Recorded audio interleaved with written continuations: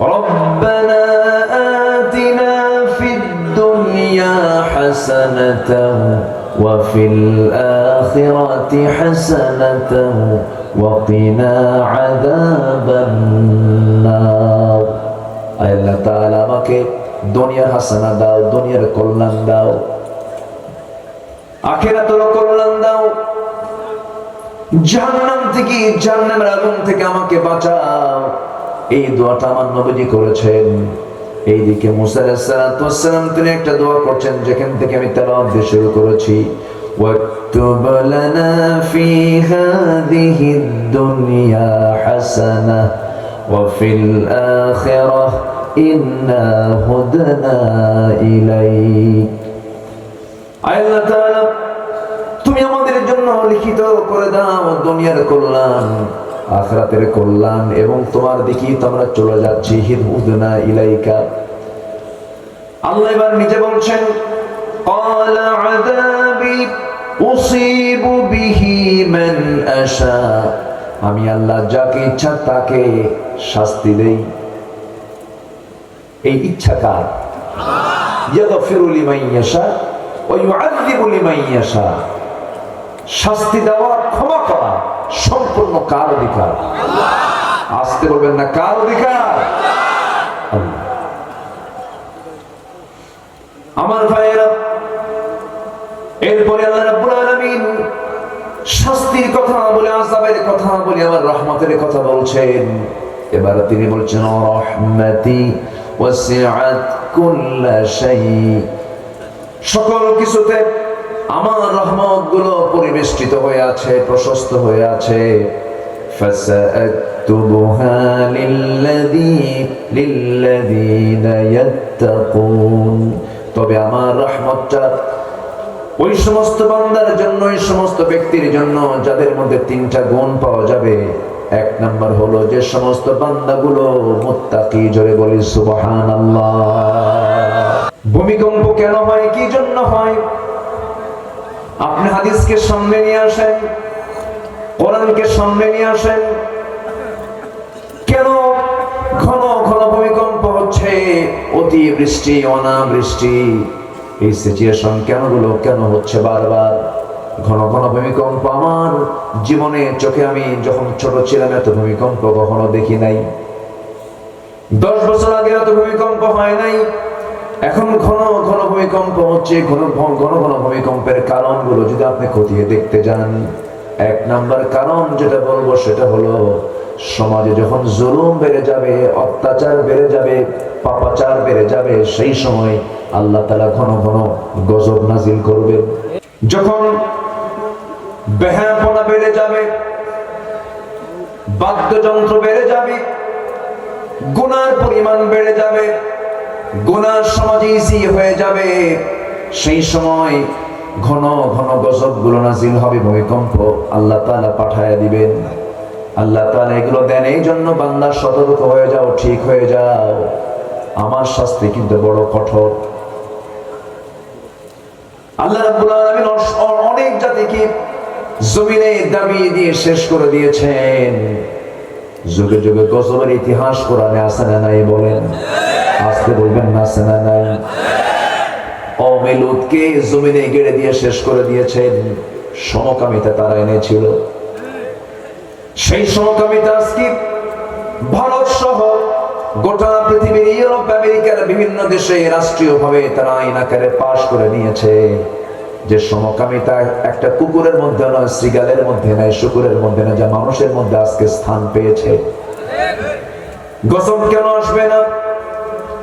আমার বন্ধুগণ, আল্লাহর কাছে এই জন্য চাওয়ার জন্য মুসা আলাইহিস সালাতু ওয়াস সালাম যেমন করে চেয়েছেন, আমার নবীও চেয়েছেন, রব্বানা আতিনা ফিদ দুনিয়া হাসানাহ ওয়া ফিল আখিরাতি হাসানাহ ওয়া কিনা আযাবান নার।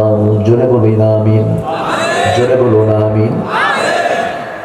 দুনিয়ার হাসানা চাইতে হবে আল্লাহর কাছে। সন্তানকে আস্তে করে ডাক দিবেন, পারিবারিক বৈঠক বসবেন, স্বামী হবেন পরিবারের পরিচালক, আর বউ হবেন পরিবারের সহকারী পরিচালক। সন্তানগুলোকে সঙ্গে নিয়ে বসবেন আর বলবেন কু আনফুসাকুম ওয়া আহলিকুম নারা, নিজে বাঁচো, পরিবারকে জাহান্নাম থেকে বাঁচাও।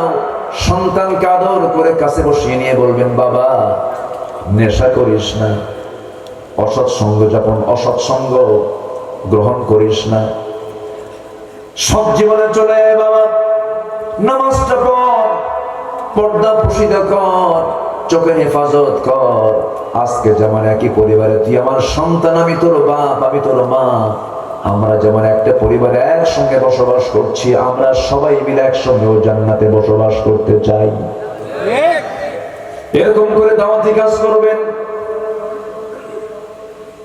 এরকম করে সুন্দর করে বোঝাবেন। প্রত্যেকটা মুসলিম বাড়িতে সকাল শুরু হবে ফজর নামাজ দিয়া, জিকির আজকার দিয়া, কোরআন তেলাওয়াত দিয়া। আবার যখন ঘুমের দিকে যাবেন কোরআন তেলাওয়াত করে করে বান্দা ঘুমের দিকে চলে যাবে। দিনটা যদি শুরু হয় কোরআন দিয়া, দিনটা যদি শেষ হয় কোরআন দিয়া, এর চাইতে দুনিয়ার বড় হাসানা বান্দার জীবনে থাকতে পারে না। যেরকম সুবহানাল্লাহ।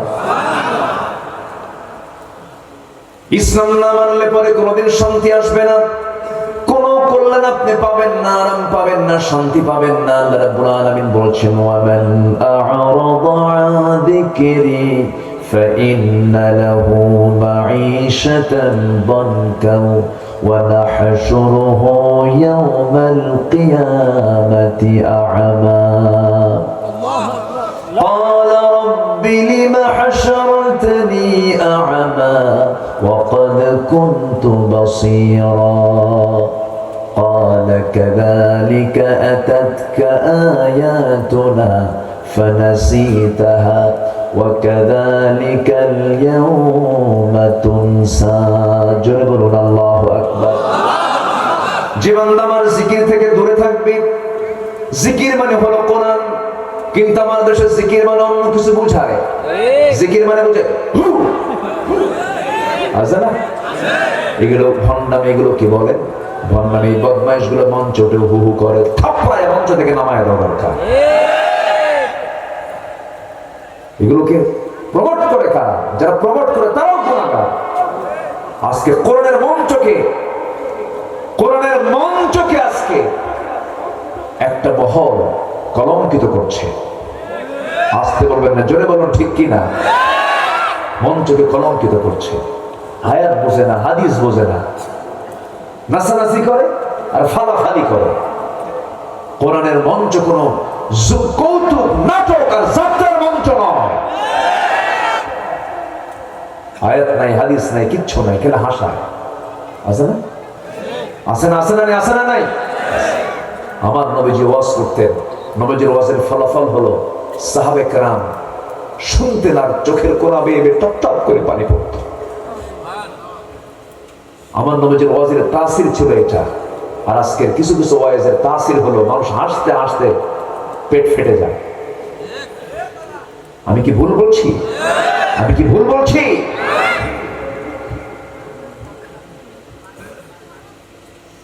জিকির মানে অন্য কিছু নয়। জিকির মানে হলো কি বলেন? বলেন কি? জিকির মানে হলো কোরআন। আল্লাহ রাব্বুল আলামিন এই কিতাবের পরিচয় জিকির দিয়ে বলেছেন ফাআইনা তাযহাবুন ইন হুয়া ইল্লা যিকরুল লিল আলামিন। বান্দারে তুমি কোথায় যাও, কোথায় দৌড়াও? সবচেয়ে বড় জিকির তোমার জন্য এই কিতাব। এই কিতাবের সঙ্গে সম্পর্ক আছে বেশি যার, আল্লাহর নৈকট্য হাসিল আছে তার। এই কিতাবের সঙ্গে সম্পর্ক যার বেশি হবে, গাঢ় হবে, শয়তান তার সঙ্গে সঙ্গ দিতে পারবে না, শয়তান তার কাছে আসতে পারবে না। শয়তানের থেকে বাঁচার জন্য একমাত্র অবলম্বন হলো কোরআনটাকে কাছে নিয়ে থাকা, কোরআনটাকে বোঝার জন্য চেষ্টা করা, কিরাআত, তিলাওয়াত, দিরাসাত, তাদাব্বুর সবগুলোকে টিকে রাখা। কোরআনকে বুঝতে হবে, জানতে হবে। আপনি বুড়ো হয়ে গেছেন, বলবেন আমি কোরআন বুঝি না, জানি না, আমার মুখে আসে না, এটা কোন অজুহাত। এই অজুহাত আল্লাহ শুনবেন না, কারণ বোঝার জন্য জ্ঞান দিয়েছেন কে? বোঝার জন্য সব যোগ্যতা দিয়েছেন কে? চোখ দেখার জন্য চোখ দিয়েছেন কে? শোনার জন্য কান দিয়েছেন কে? শোনার জন্য কান দিয়েছেন, দেখার জন্য চোখ দিয়েছেন, বোঝার জন্য অন্তর দিয়েছেন। আল্লাহ বলছেন বান্দারে এগুলো দিয়েছি বান্দা, তুই আমাকে আগে সবার আগে চিনবি, কারণ আমি তোকে বানিয়েছি, আমি তোকে সৃষ্টি করেছি, তোর প্রাণ আমার হাতে, আমি তোকে কন্ট্রোল করি। বান্দা সব চেনার আগে বান্দা তোর দায়িত্ব হলো আমাকে আগে চেনা। আল্লাহকে আমরা আগে চিনবো। সবাই বলেন কুল হুয়াল্লাহু আহাদ, বলেন কুল হুয়াল্লাহু আহাদ আল্লাহুস সামাদ লাম ইয়ালিদ ওয়া লাম ইউলাদ ওয়া লাম ইয়াকুল লাহু কুফুয়ান আহাদ। আল্লাহ দুই না এক, আল্লাহ দুই না এক, আল্লাহ পরনির্ভর না স্বনির্ভর। আল্লাহ কারো লাগে নাকি? আমেরিকার প্রেসিডেন্টের কি লাগে না? আসতে হয়, লাগে না? একা পারে না, ওকে বানাই, ন্যাটো লাগে, ইউএন লাগে, জাতিসংঘ লাগে, অমুক বন্ধু লাগে, ইসরায়েলকে লাগে। একা একা চলতে পারে না, কিন্তু আমার আল্লাহর চলতে গেলে কাউকে লাগে নাকি? আসতে লাগে নাকি?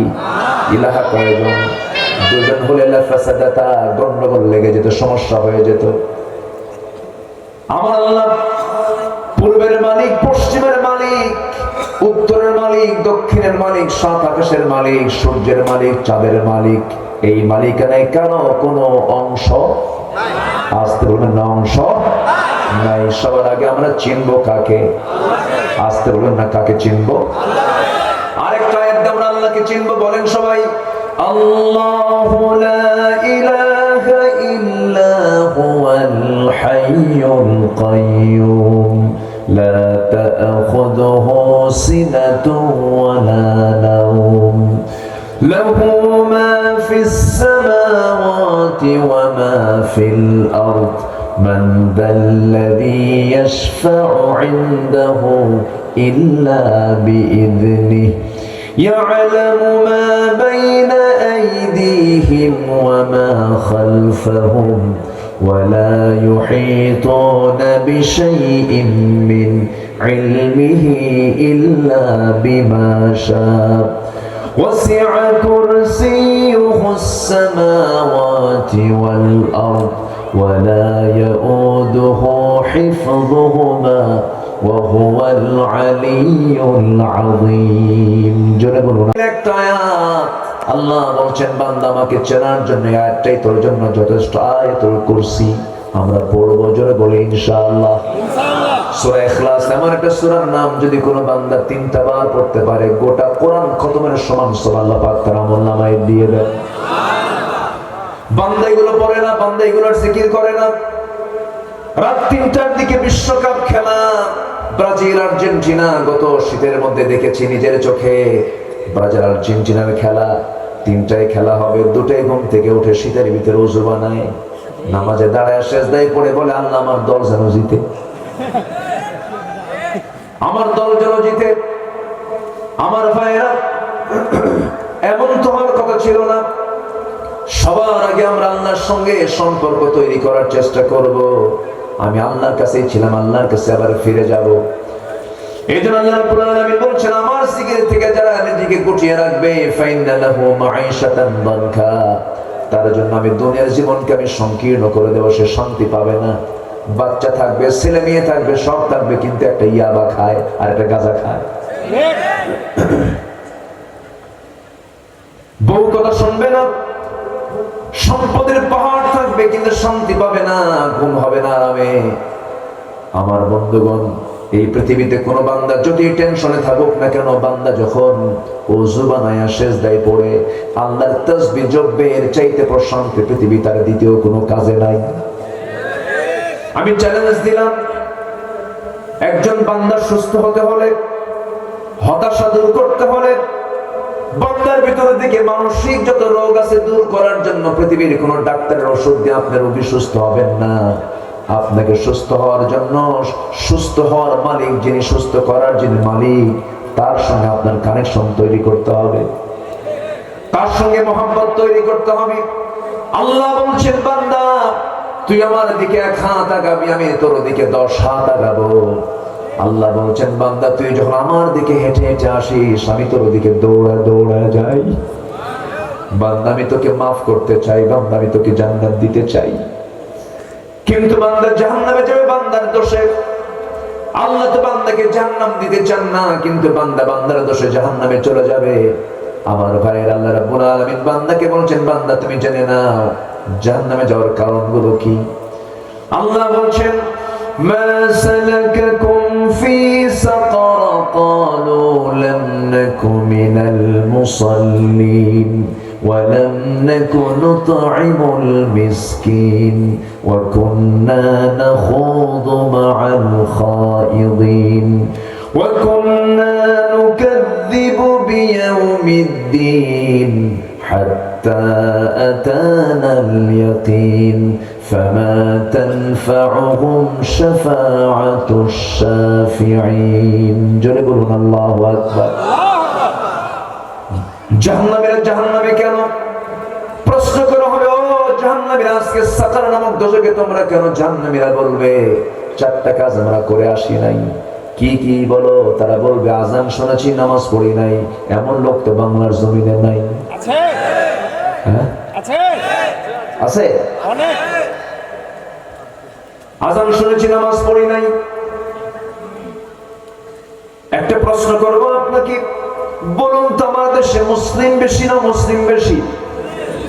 মুসলিম বেশি। এখন যদি আমি প্রশ্ন করি আমার দেশে নামাজি মুসলিম বেশি না বেনামাজি মুসলিম বেশি? বেনামাজি আবার মুসলমান, বেনামাজি আবার মুসলমান। যদি আমি প্রশ্ন করি এই দেশে দাড়িওয়ালা মুসলমান বেশি না দাড়ি ছাড়া মুসলমান বেশি? বলেন বলেন। দাড়ি ছাড়া বেশি না দাড়িওয়ালা বেশি? দাড়ি কাটা বেশি, ঠিক কিনা? দাড়ি ছাড়া বললে ভুল হবে, দাড়ি কাটা বেশি। তাহলে নামাজ হলো গুণ আর দাড়ি হলো সিরাত সূরাত। দাড়ি হলো সূরাত, নামাজ হলো সিরাত। সূরাত নাই, সিরাত নাই। যদি এখন বলি আমার দেশে বিড়ি খাওয়া লোক বেশি না বিড়ি ছাড়া লোক বেশি? বড় ভালো করে কি বিড়ি কি বিড়ি এগুলাকে নাসিল চলে না।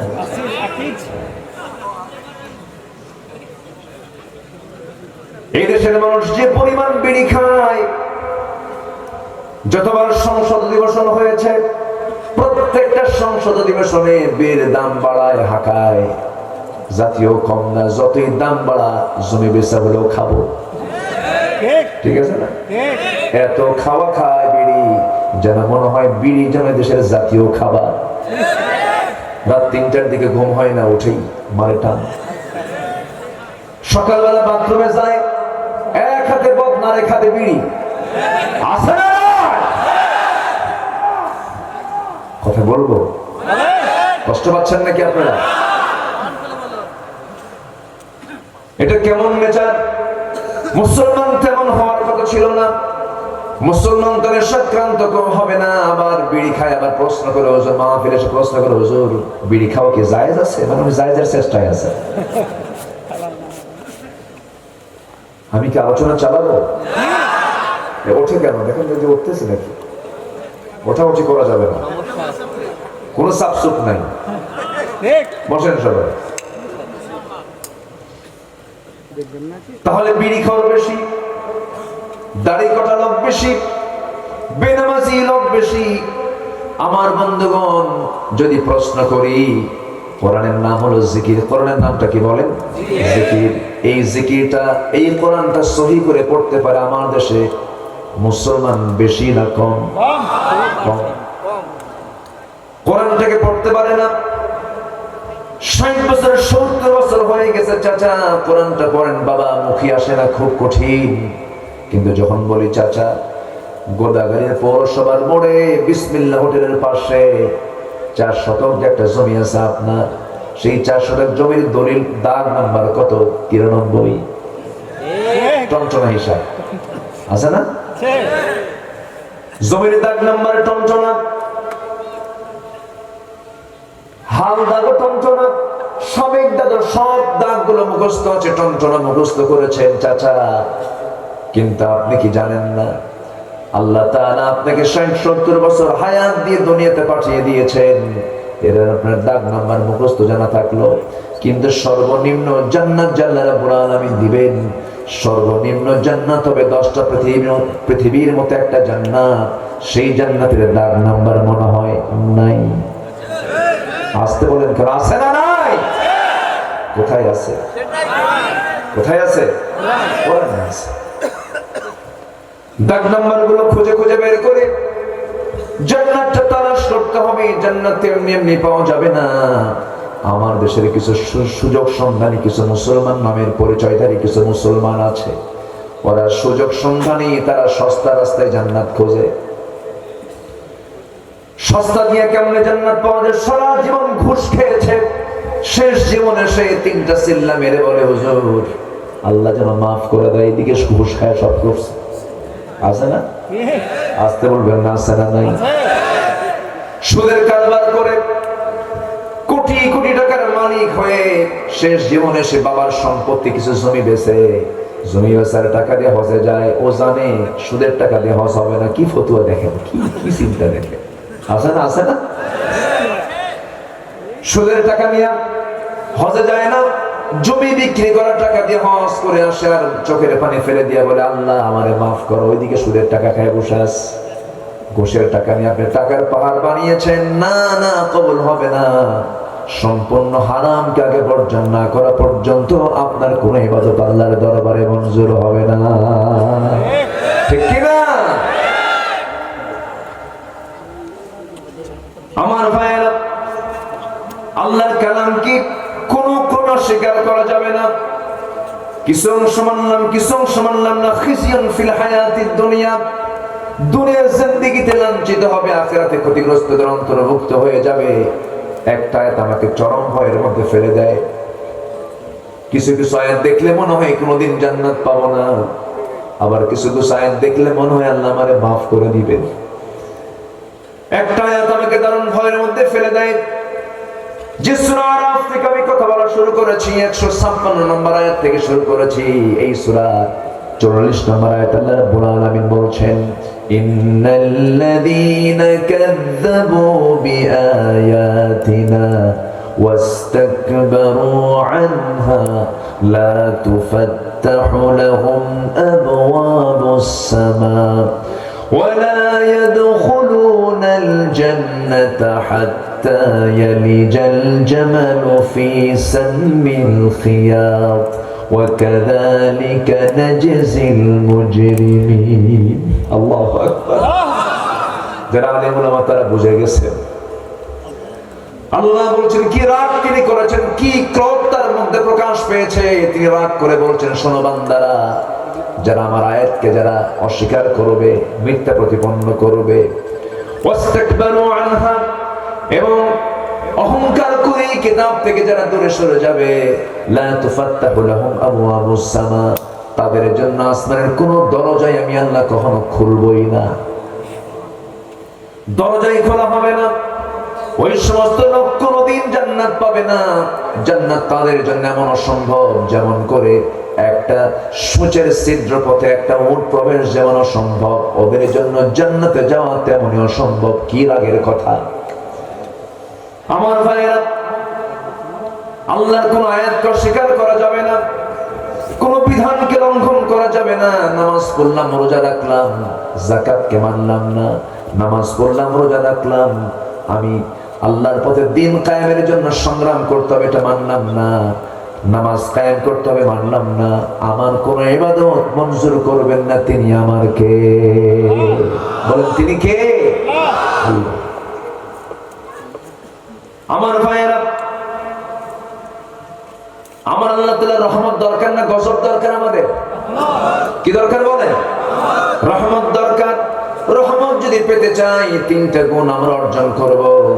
নাম্বার 1 হলো আমরা মুত্তাকি হয়ে যাব। জোরে বলি ইনশাআল্লাহ। আস্তে আস্তে বলেন, জোরে বলুন ইনশাআল্লাহ। আমরা মুত্তাকি হব। আমরা ভয় করব কাকে? আল্লাহকে। আযান শুনলেই কোথায় যাব? মসজিদে। আস্তে আজান শুনলেই কোথায় যাব? মসজিদে। ইমানদারের লক্ষণ হলো আজান শুনলেই সে ছটফট করবে, খালি নড়াচড়া করবে, বিছানায় ঘুম হবে না। আজান শুনলেই তার কাছে মনে হবে কাঁটা যেন তার পিঠে ঢুকায় দিচ্ছে। আসসালাতু খায়রুম মিনান নাওম, ঘুম থেকে নামাজ উত্তম, ঘুম থেকে নামাজ উত্তম। যদি কোনো বান্দা রেগুলার ফজর নামাজটা পড়তে পারে, চোখের জ্যোতি নষ্ট হবে না। সুবহানাল্লাহ বলেন। সুবহানাল্লাহ।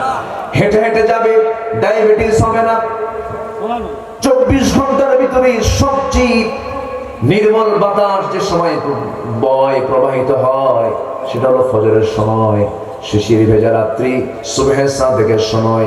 বরিকালে উম্মতি ফি বুকুরিহা, আমার নবীজি বলেছেন আমার উম্মতের বরকতময় সময় হলো সকাল সকাল। ঘুম থেকে উঠো, নামাজে যাও, বরকত পাবা। কিন্তু আমার দেশে শুধু নয়, গোটা বিশ্বের দিকে আপনি যদি তাকান, মানুষ এখন রাতে ঘুমায় না, সকালে ঘুমায়। বরকত পাবেন কেমনে? বরকত তো সব হেরে গেছে।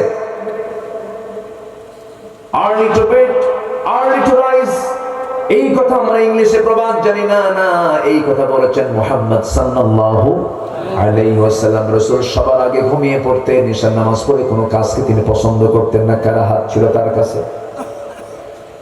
ঈশার নামাজ পড়ে তিনি একটু আরামে চলে যেতেন, উঠতেন সবার আগে, শেষ রাতে তিনি উঠতেন। কারণ আল্লাহ রাব্বুল আলামিন তার ব্যাপারে বলেছেন ওয়া মিনাল লাইলি ফাতাহাজ্জাদ বিহি নাফিলাতান লাক আসা আন ইয়াবআসাকা রাব্বুকা মাকামান মাহমুদা। জোরে বলুন আল্লাহু আকবার। আমার নবীজি কোন রাত তাহাজ্জুদ বাদ দিতেন না, এবং কোন দোয়ার ভিতরে আমার নামের দোয়া বাদ দিতেন না। একদিন আম্মা জান আয়েশা বলছেন হুজুর আপনি আমার জন্য দোয়া করেন। রাসূল বলেছেন আল্লাহ আমার আয়েশার আগের পরের সব গুনাহ তুমি আল্লাহ মাফ করো। আম্মা জান আয়েশা সিদ্দিকা খুব খুশি হয়ে গেলেন। রাসূল বলছেন আয়েশা কিছু বলতে চাও নাকি? হুজুর আপনি আমার জন্য আজকে যে দোয়াটা করেছেন, জীবনের শ্রেষ্ঠ আনন্দ আমি আজকে ফিল করছি। আপনি আমার জন্য কি সুন্দর দোয়া করলেন।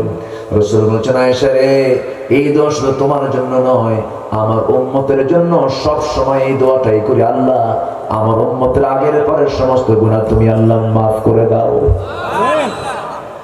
আমার ভাইরা, নবীজিও আমার প্রতি খুব দরদ রেখেছেন, খুব মহব্বত করেছেন। সারা জীবন দুনিয়াতে বসে বসে কেঁদেছেন, কবরে শুয়ে শুয়ে কাঁদতেছেন। হাসরের দিন সবাই বলবে নাফসি নাফসি, আমার নবী বলবেন উম্মতি উম্মতি। কিন্তু সেই উম্মতটা যদি নামাজ না পড়ে, নবীজির সুপারিশ তার কপালে আছে নাকি? আসতে বলবেন না, আছে নাকি? কোন নেতৃত্ব মানতে যাও যুবকরা, যে নেতৃত্বে নামাজ নাই? ঠিক কিনা? যে নেতৃত্বে নামাজ নাই, যে নেতৃত্বে চরিত্র নাই, যে নেতা তোমার হাতে ইয়াবা তুলে দেয়, যে নেতা তোমার হাতে অস্ত্র তুলে দেয়, যে নেতা তোমার হাতে মদের বোতল তুলে দেয়, যে নেতা তোমার হাতে নারী তুলে দেয়, যে নেতা তোমাকে সেনার জন্য বলে, ওই সমস্ত নেতৃত্বের মুখে আমরা থুতু মারি। হাজি আছেন কারা কারা? হাত উঁচু করে দেখান মুসলমান।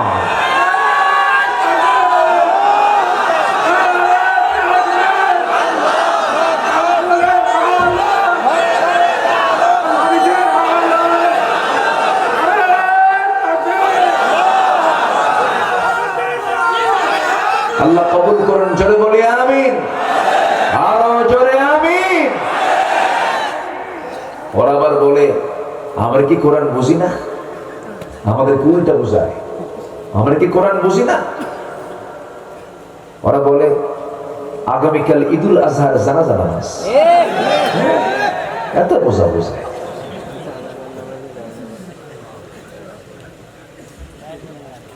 কথা বলবো? আল্লাহর কসম করে বলি, আমি কোন দলীয় এজেন্ডা নিয়ে এখানে আসিনি। কোরআন সামনে নিয়ে বলছি, কার গায়ে লাগলো আর কার গায়ে লাগলো না এটা দেখলে তো আমার ঈমান থাকবে না।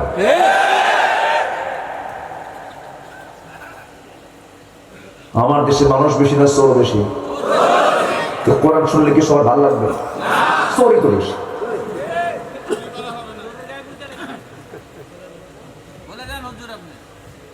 মসজিদ কমিটির সভাপতি সুদ খায়,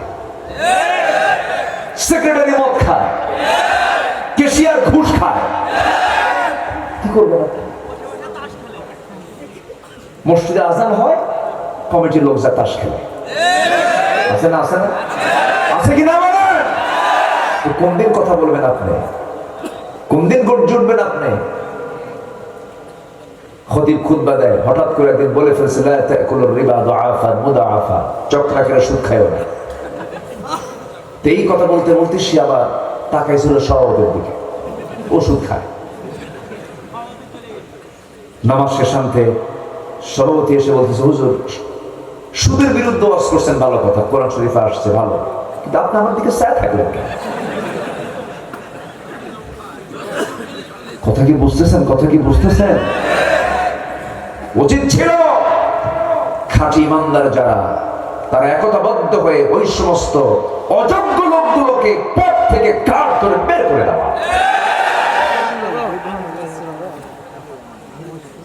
মান রাআ মিনকুম মুনকারান ফালিয়ুগাইয়িরহু বিয়াদিহি।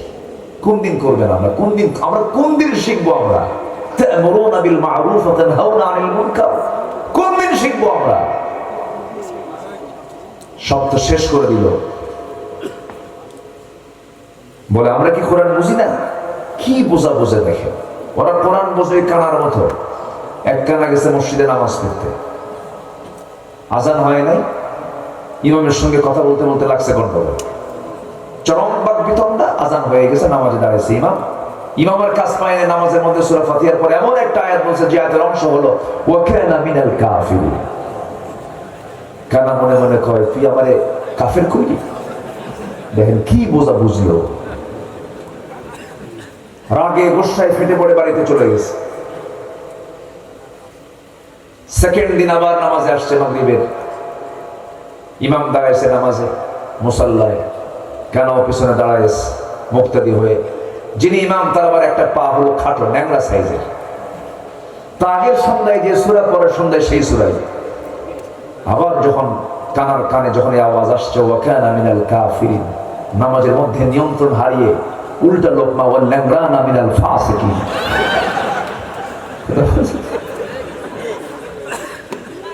আমি কানা যদি কাফের হই, তুই ল্যাংরা বলি ফাসিক।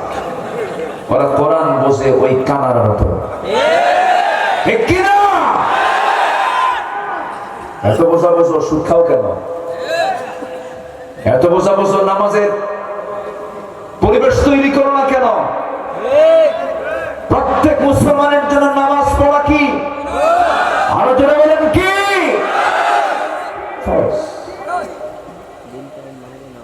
সেই নামাজ আজকে হেলায় খেলায় ছেড়ে দেয়, অথচ আমার নবীর শেষ বাক্য ছিল নামাজ। আসসালাত আসসালাত আইমা মালাকাত আইমানুকুম। আমার নবী নামাজের কথা বলি দুনিয়া থেকে বিদায় নিয়েছে, আর তার উম্মত আজকে নামাজ পড়ে। হেলায় খেলায় নামাজ ছেড়ে দেয়,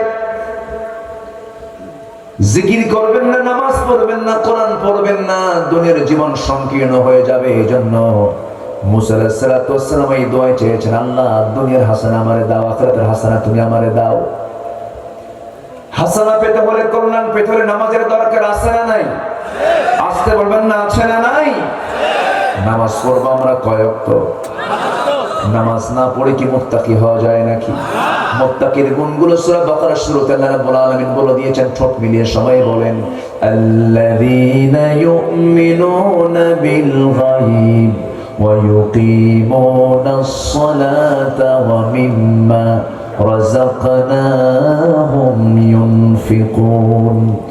والذين يؤمنون بما أنزل إليك وما أنزل من قبلك وبالآخرة هم يوقنون أولئك على هدى من ربهم وأولئك هم المفلحون. جنبنا الله أكبر.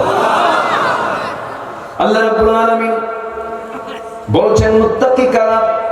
যারা অদৃশ্যকে বিশ্বাস করবে। আল্লাহকে দেখা যায় না, কিন্তু আমরা বিশ্বাস করে নিয়েছি আল্লাহকে দেখা যায় নাকি?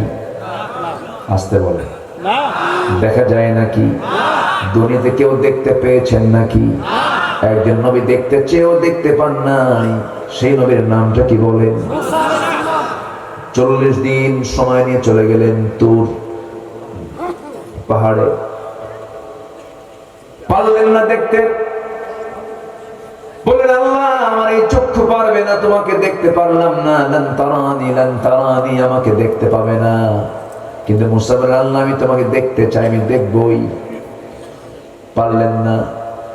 এই দুনিয়াতে জাগতিক জীবনে কোন বান্দা তার চর্ম চক্ষু দিয়ে আল্লাহকে দেখতে পাবে না, কারণ এই দুনিয়াতে আল্লাহর কিছু সৃষ্টি আছে দেখা যায় না। মাইক চলছে কিসের পাওয়ারে বলেন? ইলেকট্রিসিটি এখানে আছে, বিদ্যুৎ আছে, বিদ্যুৎ দেখা যায় নাকি? যারা বলে যা দেখি না দু নয়নে মানিব না তাহা গুরুর বচনে, এই জাতীয় যারা কথা বলে যা দেখি না বিশ্বাস করি না, ওকে বিদ্যুৎ লাগাই দিবেন। দেখ আছে কিনা বিদ্যুৎ দেখা যায়? এই যে মোবাইল তার আছে, তার আছে, তার দেখা যায়? ফোন আসে কেমনে, কথা বলেন কেমনে? এই যে মাঝখানে একটা শক্তি কাজ করছে, ইথার মধ্যাকর্ষণ শক্তি, এগুলো সব আল্লাহ তো দিয়ে দিয়েছেন, কিন্তু দেখা যায় না, কিন্তু আছে না নাই? বাতাস দেখা যায় নাকি? কিন্তু আছে না নাই? আল্লাহর কিছু সৃষ্টি যদি না দেখা যায় বিশ্বাস করি, আল্লাহকে দুনিয়াতে না দেখে বিশ্বাস করতে হবে। আমার বন্ধুগণ, প্রথমে আল্লাহ তাআলা বিশ্বাসের ক্ষেত্রে গায়বের কথা বলে দিলেন, এরপরে বলছেন যারা নামাজ কায়েম করবে, যারা আমার রিজিক দাও, আমার দাও রিজিক থেকে কিছু অংশ আমাকে দেবে, কিতাবকে যারা মানবে, আখিরাতকে যারা মানবে, আল্লাহ বলছেন এই সমস্ত বান্দাগুলো আমার পছন্দের বান্দা, এরা হলো মুত্তাকি। জোরে কোন সুবহানাল্লাহ। এবং শেষ ফিনিশিং দিয়েছেন এরা হলো সফল কাম। আমি যে দুইটা আয়াত তেলাওয়াত করেছি তার শেষ আয়াতের ফিনিশিং হচ্ছে উলাইকা হুমুল মুফলিহুন, এরা হলো সফল কাম। চালাক লোকগুলো কারা আর বোকা লোকগুলো কারা? তাদের তালিকা কোরআনে আছে না নাই? চালাক লোকগুলো কারা? আল্লাহ রাব্বুল আলামিন উলুল আলবাব বলে বিভিন্ন জায়গায় সম্বোধন করেছেন। যেমন এক জায়গায় বলছেন আল্লাযীনা ইসতামিউনাল কাওলা ফায়াত্তাবিউনা আহসানা উলাইকাল্লাযীনা হাদাহুমুল্লাহ ওয়া উলাইকা হুম উলুল আলবাব। জোরে বলুন আল্লাহু আকবার। চালাক কারা? الذين يذكرون الله قياما وقعودا وعلى جنوبهم ويتفكرون في خلق السماوات والأرض ربنا ما خلقت هذا باطلا سبحانك فقنا عذاب النار. جرب الله أكبر. উলুল আলবাব কারা? ইন্না ফি খালকিস সামাওয়াতি ওয়াল আরদি ওয়াখতিলাফিল লাইলি ওয়ান নাহার লাআয়াতিন লিউলিল আলবাব। জোরে বলুন আল্লাহু আকবার। ডান পাশে বাম পাশে বড় আলেমী দিন দুজন বসে আছেন, আমি তো আয়াত বাদ দিতে পারতেছি না। আয়াত বেশি বললে বরকত কম না বেশি? আসলের বরকত কম না বেশি?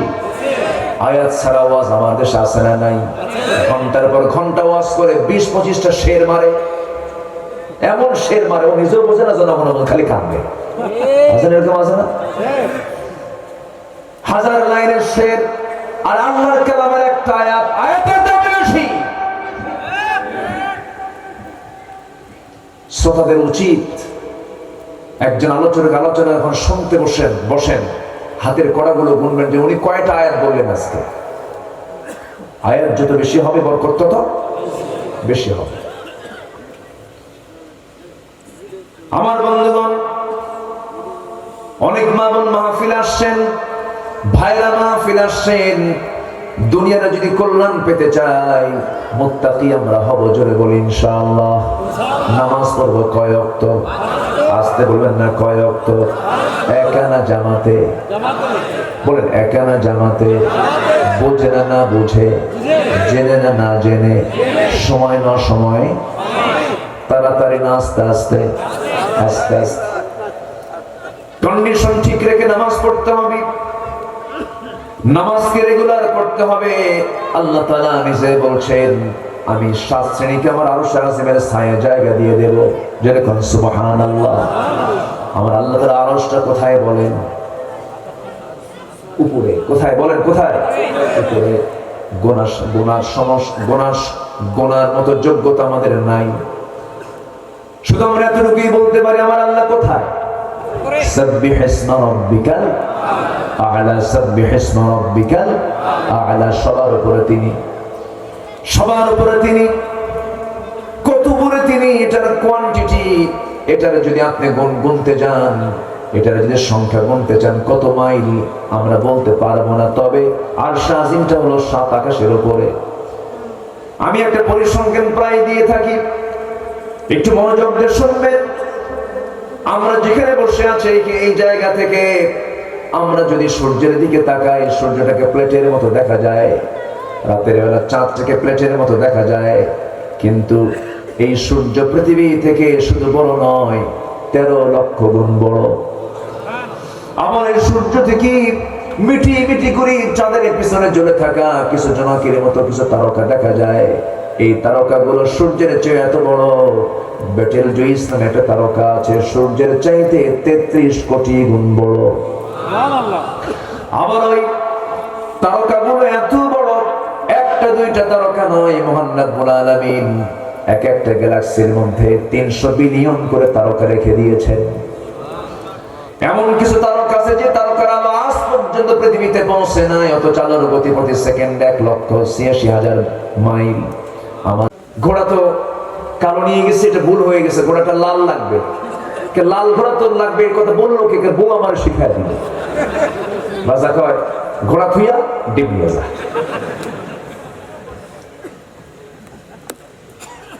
সন্ধ্যার পর রাজা চলে গেছে রানীর সামনে। রানী মুসকি মুসকি হাসি মারে বলে, রাজা মশাই পাইছেন কি? পাইছেন কি? বইয়ের কথা শোনেন, এমন লোক কি পাইছেন? পাইছেন একটা, তাও দেখি বইয়ের কথা শোনে। রানী এখন বলে, রাজা মশাই অযথা যারা বইয়ের কথা শুনে তাদেরকে ঠকায় লাভ কি? মাত্র একটা করে ডিম দিবেন, এটা হলো? একজনকে ঘোড়া দিবেন। অন্তত যারা বইয়ের কথা শুনে তাদেরকে ডিমটা না দিয়ে 5 কেজি করে মৌলিক খাবার, চালটা দেন সবার জন্য, 5 কেজি করে চাল দেন। কাঁচা, ঠিক আছে। পরের দিন সকালবেলা জরুরি বৈঠক, মন্ত্রী বৈঠকে বসে রাজামশাই বলতেছে, যারা বইয়ের কথা শুনে তাদেরকে আজকের থেকে ডিম না দিয়া 5 কেজি করে চাউল দেওয়া হোক। খাদ্যমন্ত্রী বলে, রাজামশাই এই পরামর্শ আপনাকে দিল কে? আমার বউ আমারে শিখায় দিল। এই কথা কি বুঝতেছেন? রাজাও শোনে, প্রজাও শোনে। বউ তো বউ। সেইদিন ওমর ফারুক একদিন ভিতরে বসে আছেন, তার স্ত্রী তাকে, মানে কথোপকথন চলছে, একটু বাক বিতণ্ডা হচ্ছে। কাছারি ঘর আছে না, কাছারি ঘর এলাকায় কি বলে? হ্যাঁ, বৈঠক ঘর, ড্রয়িং স্পেস। ড্রয়িং স্পেসে বসে আছে একজন বিচার প্রার্থী, বইয়ের সঙ্গে তার গন্ডগোল। ওমর ফারুকের কাছে এসে তিনি ফায়সালা নেবেন। এসে দেখেন ওমরের সাথে তার বইয়ের গন্ডগোল। ভাবলেন যে এখানে আর কি ফায়সালা নেব, যে ধমক মারতেছে খলিফাকে তাও কিছু কয় না, উনি আর কি বিচার করবেন? থুইয়ে চলে যাচ্ছে। পেছন থেকে ডাক দিতে, আগাম চোখে দিকে আসো। কি জন্য আসলে কিছুই তো বললা না?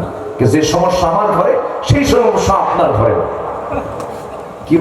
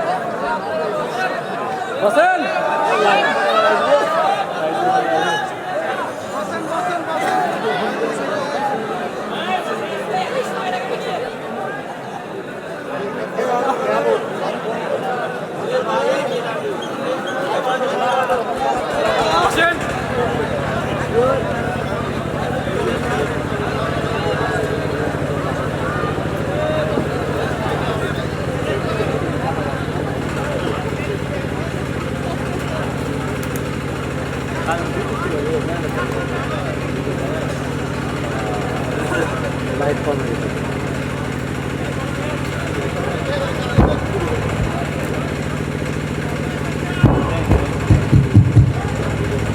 জি আমরা বলি আলহামদুলিল্লাহ। আমি কি শেষ করে দেব? ওঠেন কেন? হ্যাঁ এই এই যে বসুন। আপনি অন্ধকারে উঠে গেলেন, দেখলেন কে? আসতে বললেন, দেখলেন কে? আমি না হয় দেখি না, কিন্তু দেখছেন কে? বসেন। আমরা দোয়ার মধ্য দিয়ে শেষ করব, জোরে বলি ইনশাআল্লাহ। আর একটু সময় আমাকে দেন। বিদ্যুৎ চলে গেছে, আবার নিজস্ব পরিচালনায় জেনারেটরের মাধ্যমে বিদ্যুৎ আবার চলে আসছে। এখন অতটুকু ভয় আর নেই, বলি আলহামদুলিল্লাহ। কোন সূরা থেকে কথা বলছিলাম বলেন তো, মনে আছে? সূরাতুল আরাফ। রহমত কয় ব্যক্তির জন্য?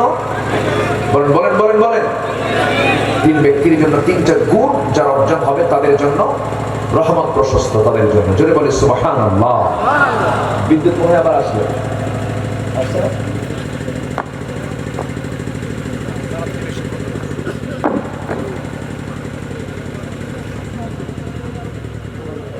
জি বাসলাম, মেশিন চালু হয়েছিল। ও ওয়াজ করবেন, আমি ওয়াজ করবো, বলেন কি মুসিবত না? এই জেনারেটর, মাইক, এই মেশিন এত কাছে রাখে, দূরে রাখবেন। একটা শিক্ষা নিয়ে নেন, দূরে রাখবেন, কারণ ওর ওয়াজ আমার ওয়াজ করা কঠিন। আমার দিকে তাকান।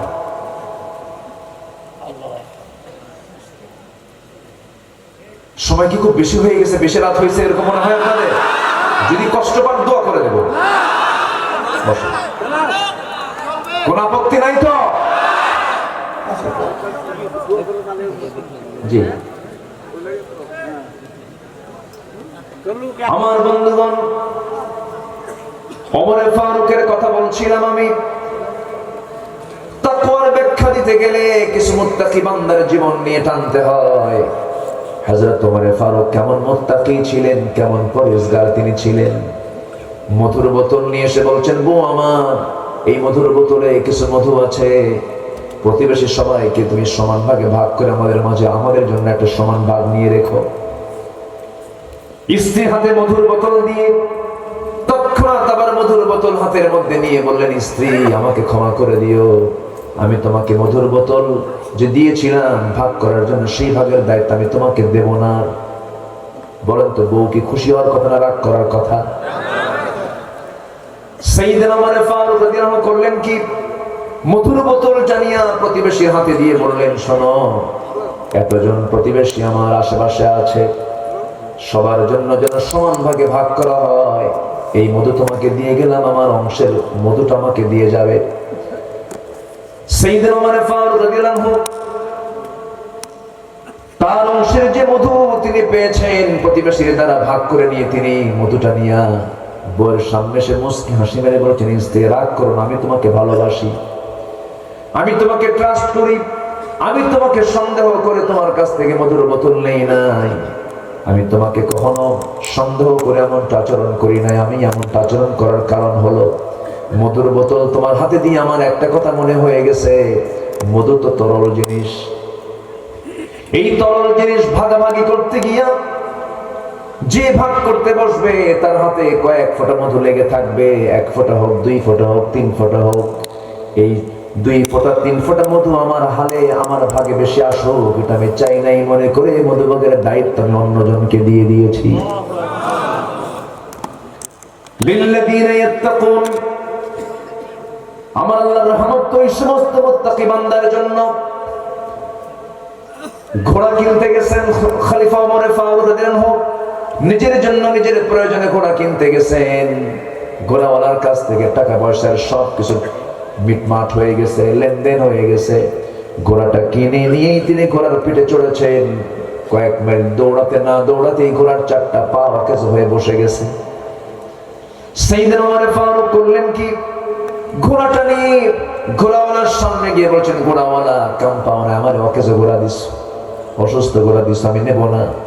ঘোড়াওয়ালা বলছে, আল্লাহর কসম করে বলি, এই ঘোড়াগুলো আমি আপনাকে যে দিয়েছি সুস্থ ঘোড়া, আমি আপনাকে বুঝে দিয়েছি, অসুস্থ হয়েছে আপনার কাছে, ওমর ফারুক বলছেন, না আমি ঘোড়া নেব না, আমাকে টাকা ফেরত দাও। এখন ঘোড়াওয়ালা বলছে, না টাকা ফেরত দেব না। ওমর ফারুক বলছেন, টাকা ফেরত দাও।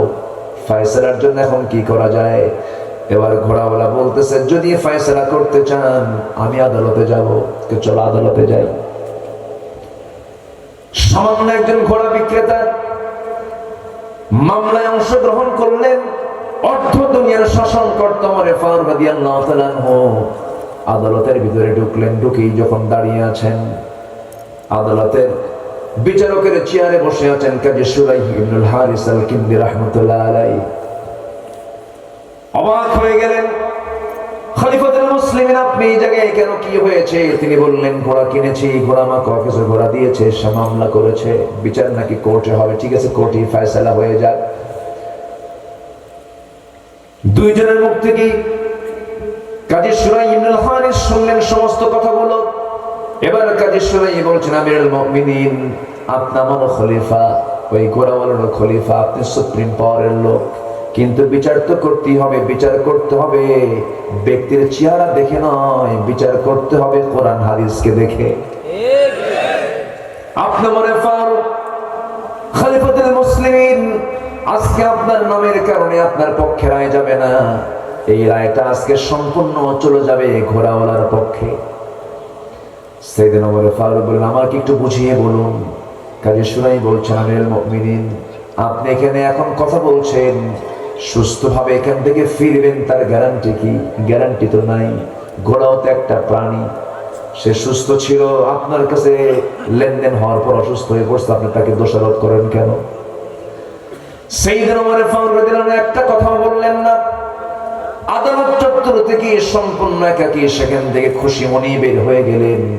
পরের দিন মাজলিসে শুরার বৈঠকে সবাইকে ডাক দিয়ে বললেন, শোনো, অমুক আদালতে একজন বিচারক আছে, তাকে আঞ্চলিক বিচারক না বানায়া তাকে গোটা দেশের বিচারপতি বানানো হোক, কারণ সে সাহসী বিচারপতি, সে একজন খলিফার বিরুদ্ধে রায় দেওয়ার সাহস রাখে। আল্লাহু আকবার বলেন। খলিফার বিরুদ্ধে রায় দিল, তার পদ কমলো না বাড়লো? কমলো না বাড়লো? আর আমার দেশে যদি এরকম কিছু হয়, তাকে পাগল বানায়। কি বানায়?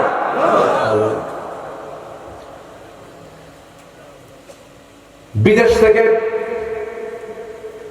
রাষ্ট্রের কিছু আপেল এসেছে, আপেল কিছু খাবার এসেছে, সেই খাবারগুলোর সামনে স্তূপওয়ালা বিশাল বড় একটা আপেলের কার্টুন চলে আসছে। এই আপেল থেকে একটা আপেল তার নিজের ছেলে, ছোট্ট ছেলে হাতের মধ্যে নিয়ে মুখের মধ্যে নিয়েছে। ওমর ফারুক করলেন কি, সঙ্গে সঙ্গে মুখের মধ্যে নখ ঢুকায় দিয়ে জোর করে সে আপেলটা বের করে বলেন, মার করে যা। মার কাছে গিয়ে চিৎকার করে কেঁদে কেঁদে অভিযোগ দিচ্ছে, আব্বু আমার মুখ থেকে আপেলটা কেড়ে নিয়েছে। যখন খলিফা ওমর স্ত্রীর সামনে গিয়ে দাঁড়ালেন, বললেন, আমার স্বামী, আপেলটা ছোট্ট ছেলে বোঝে নাই, সে একটা নয় মুখে আপেল তুলে নিয়েছে, আপনি জোর করে এটা আবার বের করে নিলেন কেন? আমরা তো আপেল পাবোই কিছু। ওমর ফারুক বলছেন, আপেল তো আমরা কিছুই পাবো, অবশ্যই পাবো, কিন্তু যে আপেলটা মুখে নিয়েছে সে আপেলটাকে তুমি পাবা, তার নিশ্চয়তা আছে নাকি? আল্লাহু আকবার বলবেন না? এটার নাম তাকওয়া। এটার নাম কি? তাকওয়া। সাইয়েদনা ওমর ফারুকের ছেলে ঘোড়া কিনেছেন, ছোট্ট ঘোড়া কিনে বড় করে বিক্রি করবেন, দাম বেশি পাবেন, কিন্তু সেই ঘোড়াটা যে ঘাসটা খায়, সেই ঘাসটা হলো রাষ্ট্রের জায়গার ঘাস। রাষ্ট্রের জায়গার ঘাস খেয়ে খেয়ে ঘোড়াটা বড় হয়ে গেছে। ঘোড়া বিক্রি করতে গেছেন, বিক্রি হয়ে গেছে, ঘোড়ার টাকা নিয়ে আসছেন। ওমর ফারুক বলছেন, ঘোড়া তো দেখি না, কি করেছে? ঘোড়া বিক্রি করছি। কত টাকায়? এত টাকায় কিনছো। কত টাকা? এত টাকায়।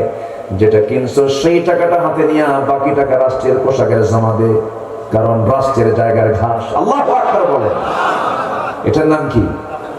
তাকওয়া। আমার বন্ধুগণ,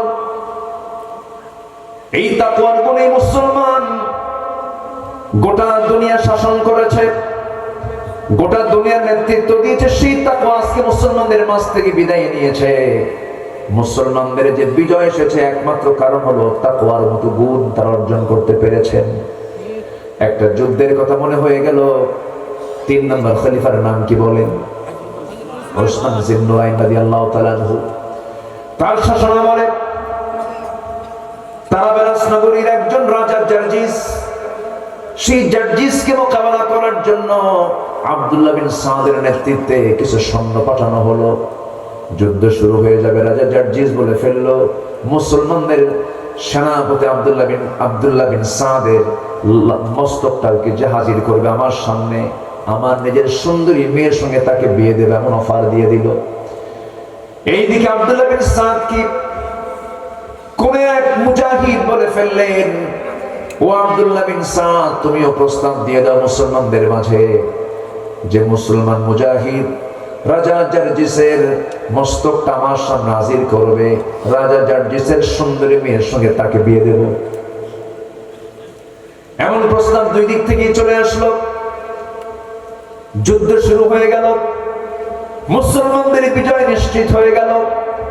রাজা জার্জিসের মাথায় একজন মুজাহিদ আব্দুল্লাহ বিন সাদের সামনে সেনাপতির সামনে হাজির করলেন, হাজির করে রেখেছেন। কিন্তু কে হাজির করেছেন আব্দুল্লাহ বিন সাদ দেখে নাই, কেউ দেখে নাই। মস্তকটা থুয়ে মারছে দৌড়। রাজা জার্জিসের সুন্দরী মেয়েকে ধরে ফেলা হয়েছে,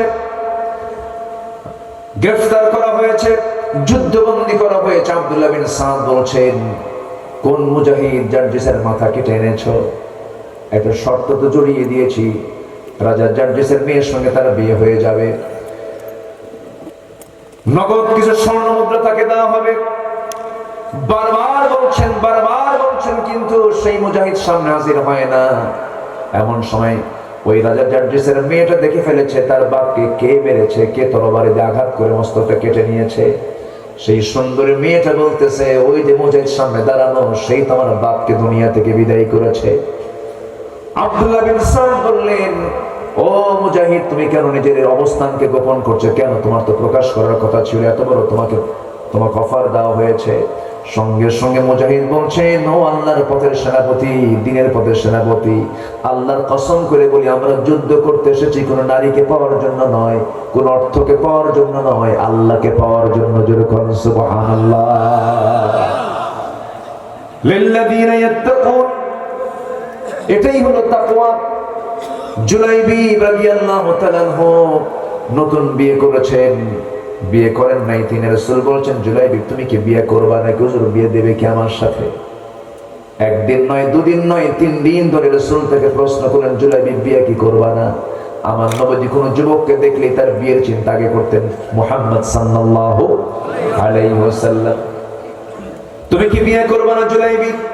3টা দিন বললেন, কিন্তু 3টা দিনই তিনি বলছেন, হুজুর বিয়ে করবো কেমনে? আমার সঙ্গে কোন মেয়ের বাবা বিয়ে দেবে? আমি তো সুন্দর মানুষ না, কালো মানুষ। রাসূল বলছেন, চিন্তা করো না জুলাইবিব, তোমার বিয়ে হয়ে যাবে। নবীজি নিজে দায়িত্ব নিলেন, বিয়েটা হয়ে গেল। বিয়ে হয়ে যাওয়ার পর সঙ্গে সঙ্গে যুদ্ধের ডাক চলে আসলো। যুদ্ধে অংশগ্রহণ করলেন, যুদ্ধে অংশগ্রহণ করে তিনি শাহাদাত বরণ করলেন। নবীর কানে সংবাদ চলে এলো, রাসূল গিয়ে দেখেন জুলাইবিব শাহাদাত বরণ করেছে নতুন বউ ঘরে।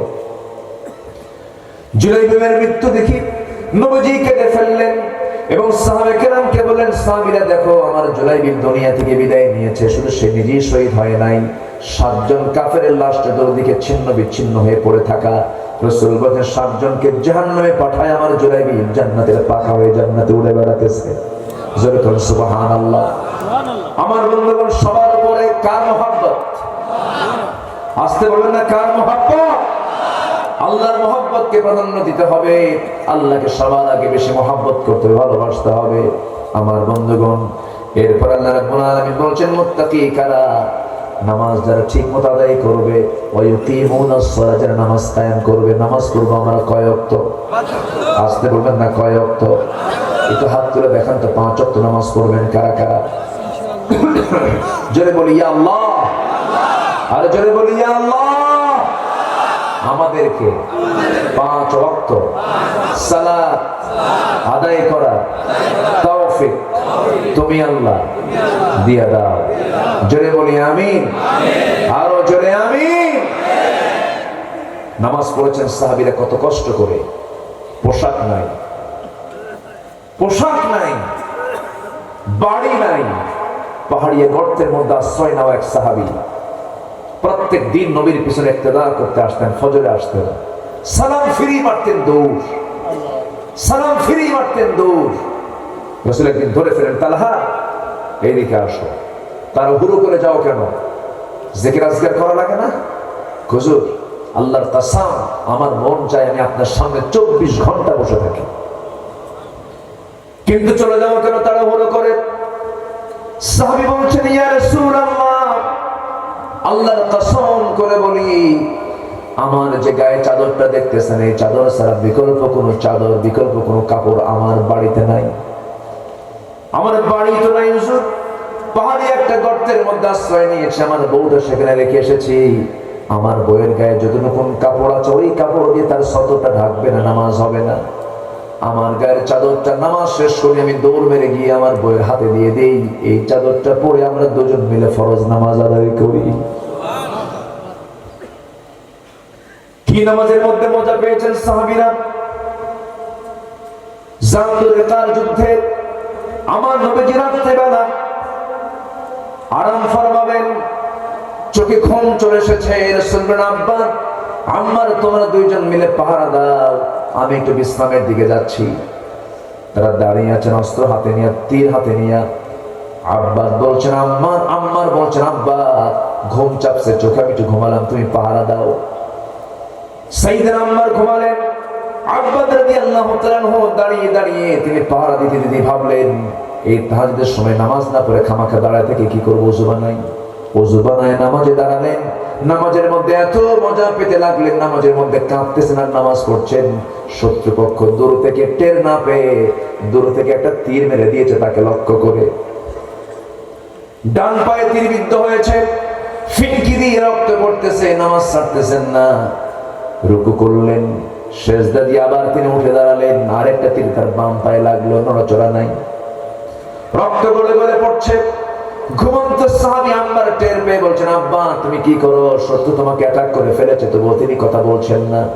রুকু করলেন, সেজদা দিলেন, সালাম ফিরলেন, বলছেন ভাই আম্মার আমি টের পেয়েছি আমাকে শত্রু অ্যাটাক করেছে, কিন্তু কি করবো ভাই আম্মার, নামাজের মধ্যে আমি এত মজা পাচ্ছিলাম, এত তৃপ্তি পাচ্ছিলাম, আমার মনে হচ্ছে যেন আল্লাহ তাআলা আমার সঙ্গে কথা বলতেছে। দুইটা তীর দুইটা পায়ে আমার বিদ্ধ হয়েছে, আমার মন চাচ্ছিল আরেকটা তীর যদি আমার বুকটা যদি ঝাঁঝরা করে দিত, আমি শহীদ হয়ে আল্লাহর জান্নাতে চলে যেতাম, তবু আমি মুহাব্বতের নামাজ ছাড়তাম না। জোরে করেন সুবহানাল্লাহ। নামাজ পড়বো আমরা কয় ওয়াক্ত? 5 ওয়াক্ত নামাজ আমরা পড়বো। আমার মা আজকের মাহফিলে যারা আসছেন মাদেরকে বলতে চাই, মাদের ভিতরে সবচেয়ে বড় একটা দুর্বলতা আছে, সেটা হলো তার নাপাকি থেকে সহজে তারা পবিত্র হতে চান না। ফরজ গোসলে গাফলতি করেন, মেনস্ট্রুয়াল টাইম থেকে যখন তারা সুস্থ হয়ে যান গোসল করে তাড়াতাড়ি পবিত্র হতে চান না। শয়তান ওই সময় গিয়ে অ্যাটাক করে, দুষ্ট জিন গিয়ে অ্যাটাক করে, দুষ্ট জিনের কবলে পড়ে যান মা। কখনো নাপাকি থেকে অবস্থায় আপনি কখনো নাপাকি থাকা অবস্থায় আপনি থাকার চেষ্টা করবেন না। নাপাকি থেকে দ্রুত সুস্থ হওয়া যায় কেমনে, পবিত্রতা অর্জন করা যায় কেমনে, আপনি এই চেষ্টা চালাবেন।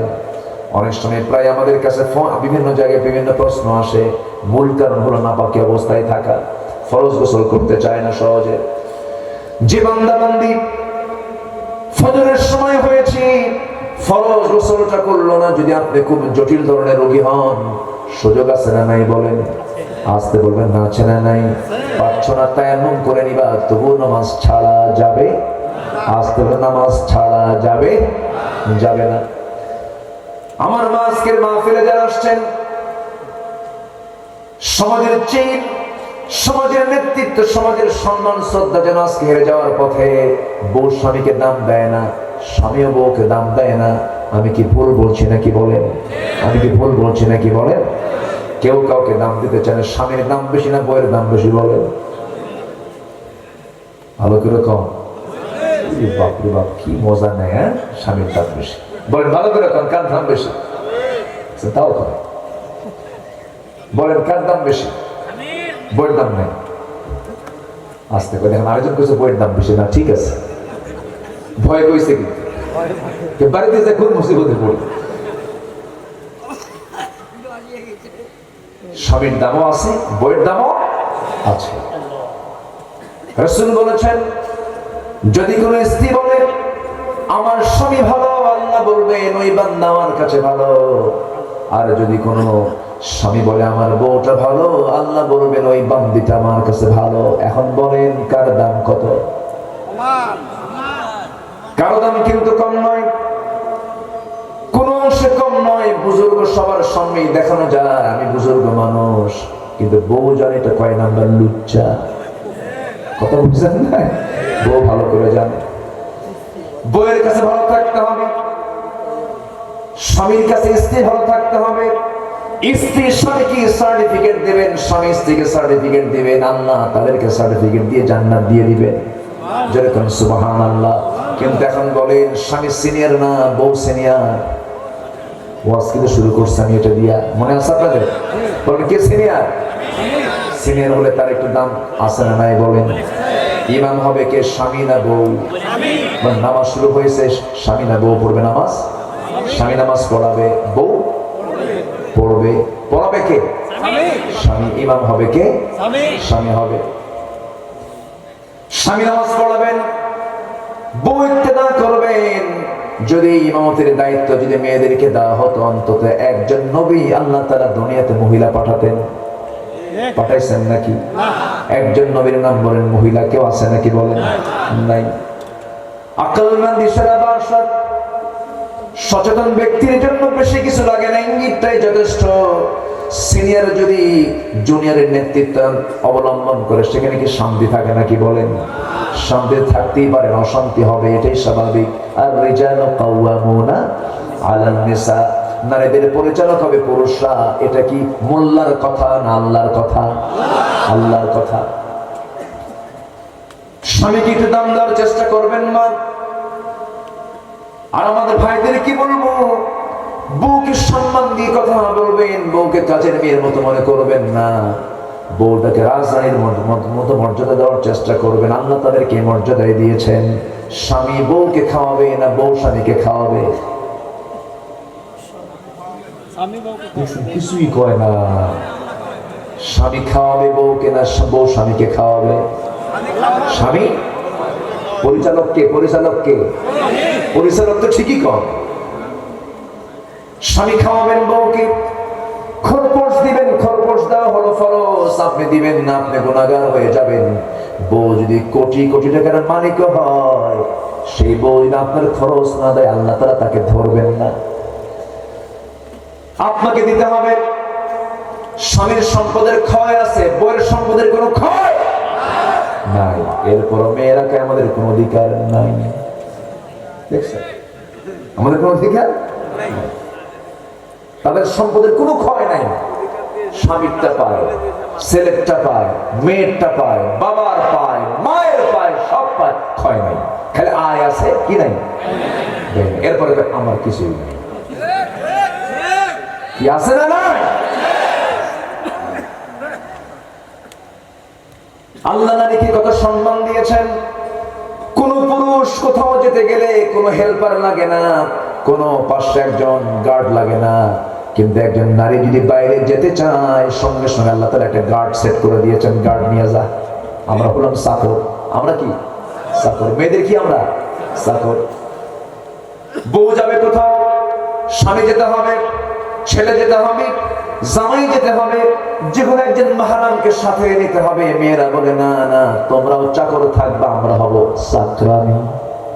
আমরা হব কি? চাকরানি।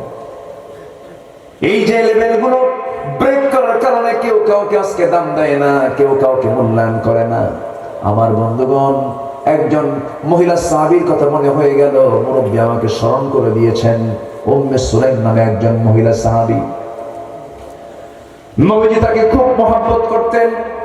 কলিজার টুকরা আনাস বিন মালিক, তার আগের স্বামীর ছেলে ছিল আনাস বিন মালিক, নবীজির খাদেম ছিলেন।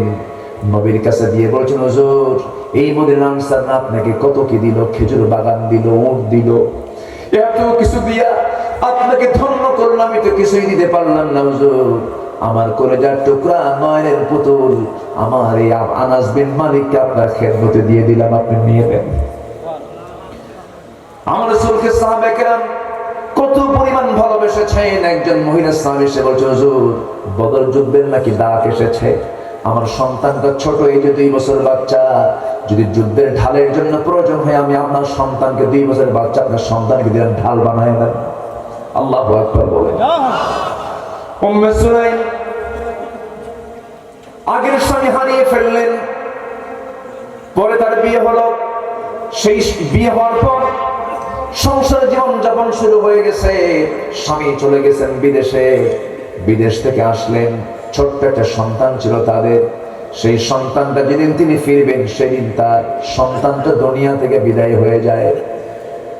সন্তান মৃত্যুর খবর, স্বামী আসবেন বিকেল বেলা, সন্তান মারা গেছে সকাল বেলা। প্রতিবেশী সবাইকে ডাক দিয়ে বলছেন, শোনো আমার স্বামী আজকে বিকেল বেলা আসবেন, কিন্তু সন্তানটা মারা গেছে, এই সন্তান মৃত্যুর কথা তোমরা তার কানে কেউ দিবা না, কেউ বলবে না, কারণ আমার স্বামীর মনটা খারাপ হয়ে যাবে। স্বামী বিকেল বেলা আসলেন, সন্তানটা মারা গেছে, তার লাশটা পাশের ঘরে চাদর দিয়ে তাকে মুড়ি দিয়ে আড়াল করে রাখা হয়েছে। স্বামী আসলেন, সালাম বিনিময় করলেন, সুন্দর করে সাজলেন স্বামীকে দেখানোর জন্য, চিত্ত বিনোদন করার জন্য। সন্তান পাশের ঘরে লাশ হয়ে পড়ে আছে, স্বামীকে আস্তে করে ডেকে নিয়ে প্রেম নিবেদন করলেন, মোহাব্বত করলেন, ভালোবাসলেন। সহবাস হয়ে গেল। কিছুক্ষণ পর স্বামী আবু তালহা বলতেছে, আমার স্ত্রী উম্মে সুলাইম বহুক্ষণ ধরে আনাগোনা ঘরের মধ্যে আমি করছি, কিন্তু আমার সন্তানের কোনো আওয়াজ নাই কেন, আমার সন্তানটা কোথায়? সঙ্গে সঙ্গে স্ত্রী চোখে পানি তিনি আটকাতে পারলেন না, কারণ নারী ছেড়া ধন, সন্তানের তথ্য আর তিনি গোপন করতে পারছেন না। চট করে তিনি কান্নায় ভেঙে পড়ে বলছেন, আমার স্বামী গো, আপনার সম্পদের তথ্য আমি কতক্ষণ গোপন করব? আপনার সন্তান তো এমন দেশে বেড়াতে গেছে যে দেশ থেকে আর কোনোদিন মানুষ ফিরে আসে না। আবু তালহা খুব মনক্ষুণ্ণ হলেন, আমার নাপাকি হওয়ার পূর্বে তুমি আমাকে কেন বললে না? ফরজ গোসল হওয়ার পূর্বে আমাকে কেন বললে না? আমি তোমার বিরুদ্ধে রাসূলকে নালিশ করব। নবীর কাছে গিয়ে বলছেন, ইয়া রাসূলুল্লাহ, উম্মে সুলাইম আজকে আমার সঙ্গে এমন আচরণটা কেন করলো? আমি মাইন্ড করেছি। রাসূল বললেন, উম্মে সুলাইম গতকালকে তোমার সঙ্গে যে আচরণটা করেছে, উম্মে সুলাইমের শ্রেষ্ঠ আমল গতকালকে হয়ে গেছে। যেরকম সুবহানাল্লাহ। আমার নবী দোয়া করেন, আল্লাহ তুমি উম্মে সুলাইমের পরিবারে, উম্মে সুলাইমের ঔরসে তুমি আল্লাহর সুন্দর নেক সন্তান দিয়ে দাও। আব্দুল্লাহর জন্ম হলো জগৎধন্য মুহাদ্দিস। জোরে বলেন আল্লাহু আকবার। স্বামীকে স্বামীর জায়গায় রাখবেন। আবার স্বামী যারা স্ত্রীকে স্ত্রীর মর্যাদায় রেখে দিবেন। হুন্না লিবাসুল লাকুম ওয়া আনতুম লিবাসুল লাহুন্না। সবাই সবার জায়গা থেকে যার যে অধিকার, সে অধিকারটা পূরণ করতে হবে, কারণ অধিকার যদি আপনি নষ্ট করে ফেলেন, আল্লাহ তাআলা আপনাকে ধরে ফেলবেন। স্ত্রী দিকে না তাকায় আপনি অন্য নারীর দিকে তাকাবেন, কার হক নষ্ট হলো? কার হক নষ্ট হলো? স্ত্রী হক নষ্ট হলো। আর আমি আরেকটা কথা বলবো, ঈমানকে পাকা পোক্ত রাখার জন্য বউকে রেখে কোথাও বেশি দিন থাকবেন না। আমার নবী উহুদের ময়দান পর্যন্ত গিয়েছেন বউ ছাড়া না বউ সহ, বউ সহ হিজরত করেছেন, বউ ছাড়া না বউ সহ। তাবুক অভিযানে গেছেন বউ ছাড়া না বউ সহ, বউ সহ গেছেন। বউটা পার্শ্বে থাকলে তার হচ্ছে ঈমানের পাহারাদার। বউ পার্শ্বে থাকলে কিন্তু সহজে দুষ্টুমি করা যায় না। আমার কথা কি বোঝা যাচ্ছে ভাই? বউ পার্শ্বে আছে, রাস্তায় চলতেছেন, হঠাৎ করে আপনি যদি বউকে পাশে রেখে যদি কোনো মহিলার দিকে আপনি 29 সেকেন্ড চেয়ে থাকেন, কত সেকেন্ড?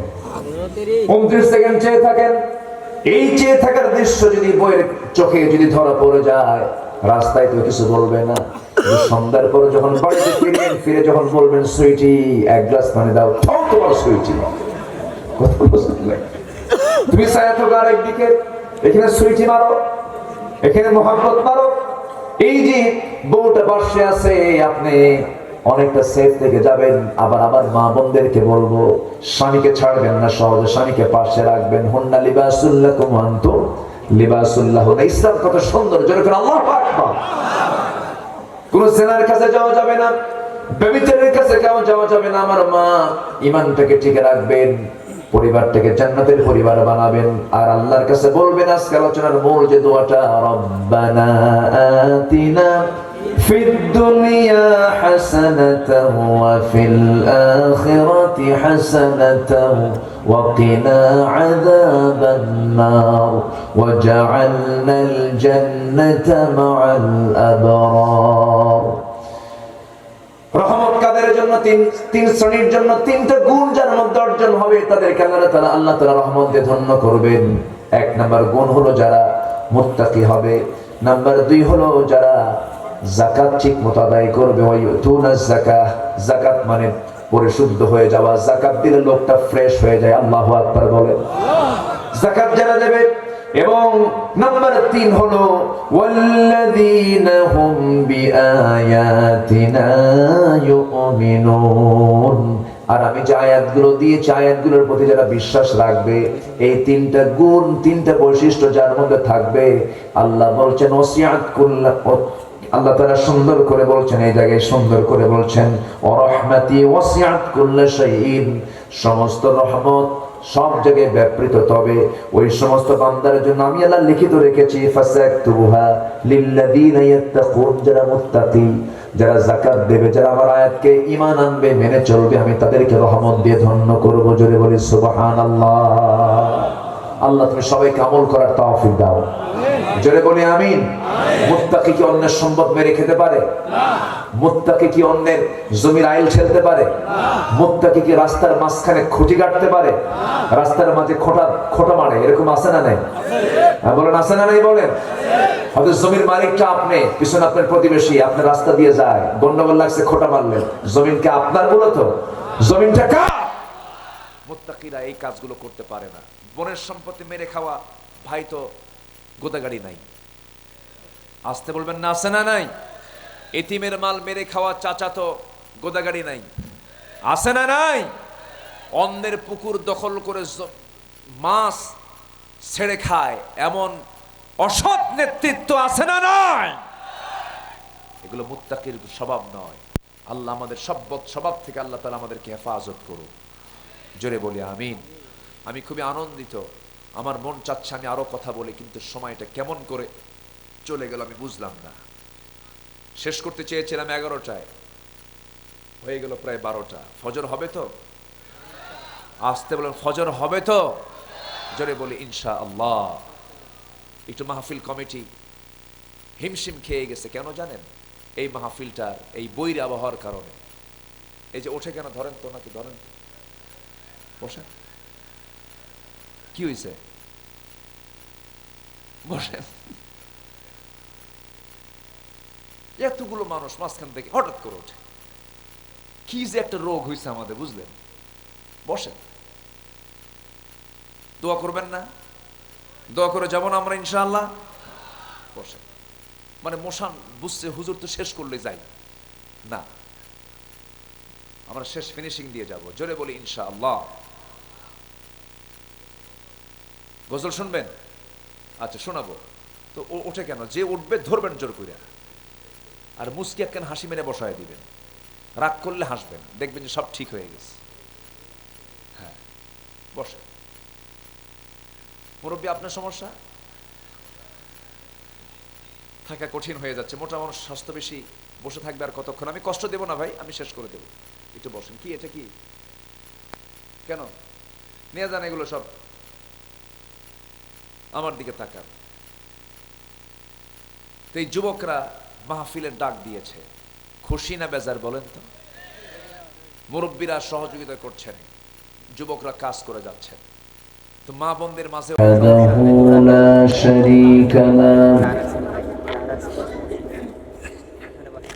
ونشهد أن سيدنا وحبيبنا ومولانا محمدا عبده ورسوله الذي أرسله بالحق بشيرا ونذيرا وداعيا إلى الله بإذنه وسراجا وقمرا منيرا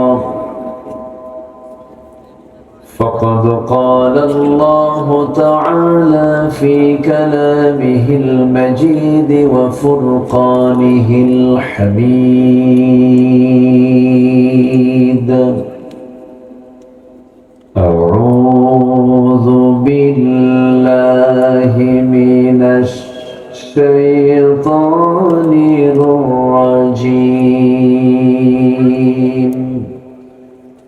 بسم الله الرحمن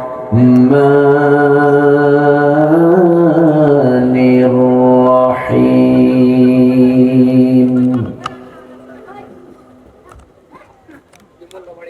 واكتب لنا في هذه الدنيا حسنة وفي الآخرة إنا هدنا إليك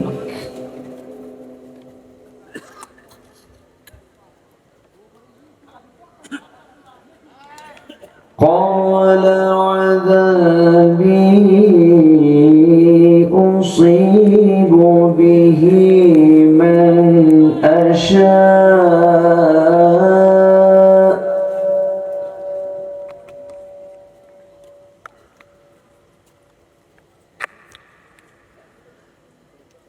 ورحمتي كل شيء فسأكتبها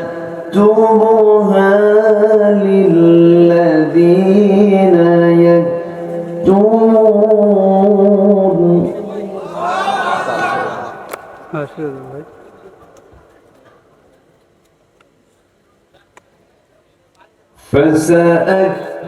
فسأكتبها للذين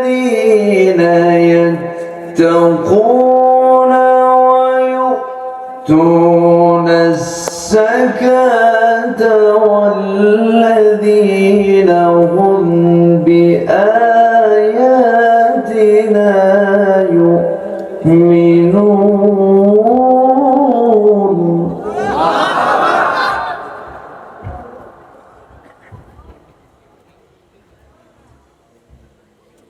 الذين يتبعون الرسول النبي الأمي الذي يجدونه مكتوبا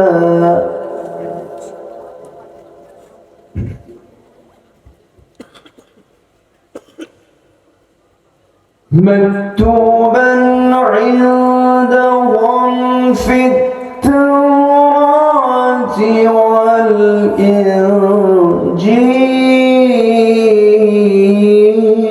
والإنجيل. الله أكبر.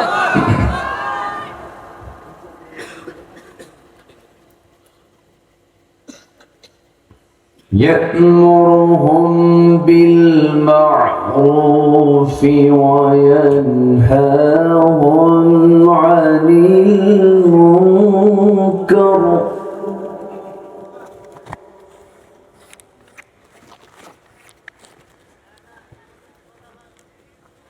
ويحل لهم الطيبات ويحرم عليهم الخبائث ويضع إصرهم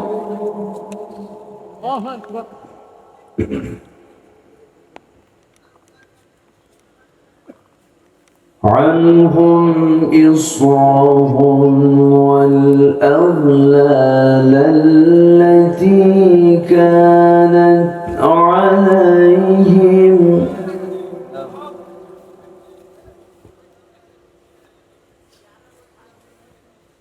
فالذين آمنوا به وعزروه ونصروه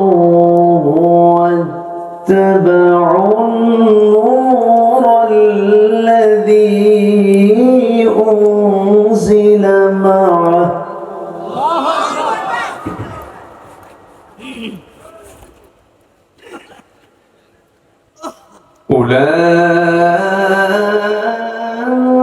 أولئك هم المفلحون.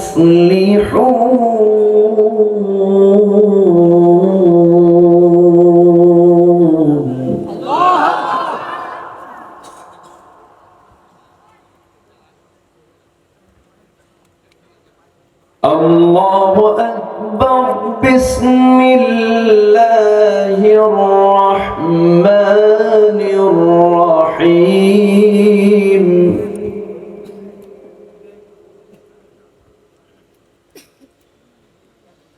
إن الله وملائكته يصلون على النبي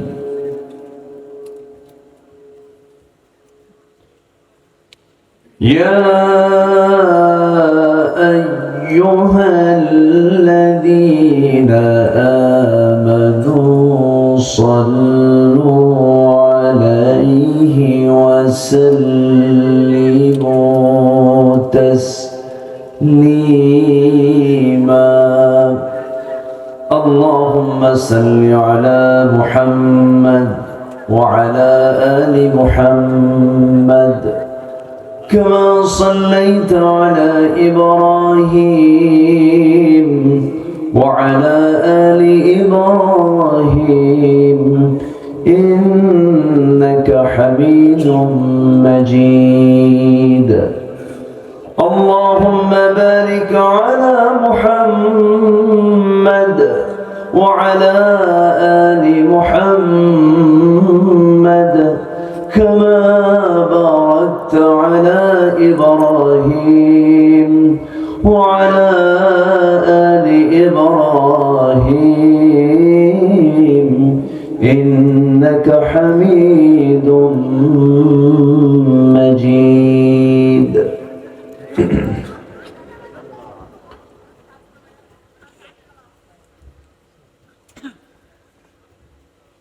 প্রাকৃতিক সৌন্দর্যের অপরূপ লীলাভূমি, সবুজ বেষ্টিত অঞ্চল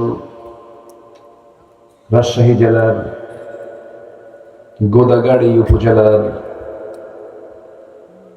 চান্দোলাই দক্ষিণ পাড়া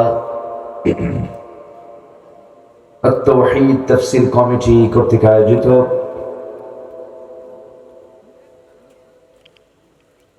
দুই দিন ব্যাপী পঞ্চম বার্ষিকী তাফসীরুল কোরআন মাহফিল 2023 আজকের এই সমাপনী দিবসের সম্মানিত সুযোগ্য সভাপতি মাওলানা সানাউল্লাহ সাহেব, আজকের মাহফিলের বরেণ্য অতিথি মাননীয় চেয়ারম্যান মহোদয় জনাব খায়রুল ইসলাম, উপস্থিত হাজারাত উলামায়ে কেরাম, ফুদালায়ে ইজম, সুশীল সমাজ, জাতির শ্রেষ্ঠ সন্তান শিক্ষক মণ্ডলী, জাতির বিবেক সাংবাদিক বৃন্দ, সামনে উপস্থিত দূরে কাছের বিভিন্ন স্থান থেকে ছুটে আসা কালেমার ঝান্ডাবাহী, তাওহীদের পতাকাবাহী, দ্বীন ইসলামের নরসারদুল বীর মুজাহিদ, প্রাণ প্রিয় সম্মানিত দ্বীনী ভাইরা, আড়ালে বসে আছেন শ্রদ্ধেয়া সম্মানিতা মা বোনেরা। আলোচনার সূচনায় আনুষ্ঠানিকতার মধ্য দিয়ে আমার পক্ষ থেকে আবারও দিল খোলা সালাম, আসসালামু আলাইকুম ওয়া রাহমাতুল্লাহি তাআলা ওয়া বারাকাতুহু। সবাই কেমন আছেন? আমাকে প্রশ্ন করলেন। আল্লাহ তাআলা আমাকে আপনার মতোই আপনার কাতারেই রেখেছেন, বলছি আলহামদুলিল্লাহ। সম্মানিত উপস্থিতি, দ্বীনী ভাইরা, আজকে মাহফিল অনুষ্ঠিত হচ্ছে এই বৈরী আবহাওয়ায় বলবো আমি, যেখানে বসে আছেন কাদাযুক্ত মাটি। যারা আজকের মাহফিলে এসেছেন আমি মনে করি এক একজন বীর মুজাহিদের ভূমিকা পালন করেছেন। গত দুদিন ছিল বৃষ্টি, নিম্নচাপ ছিল, গুড়ি গুড়ি বৃষ্টির মাঝে গত দুদিন দুরাত কেটেছে। আজকে আবার হঠাৎ করে ঠান্ডা এবং প্রচন্ড কুয়াশা।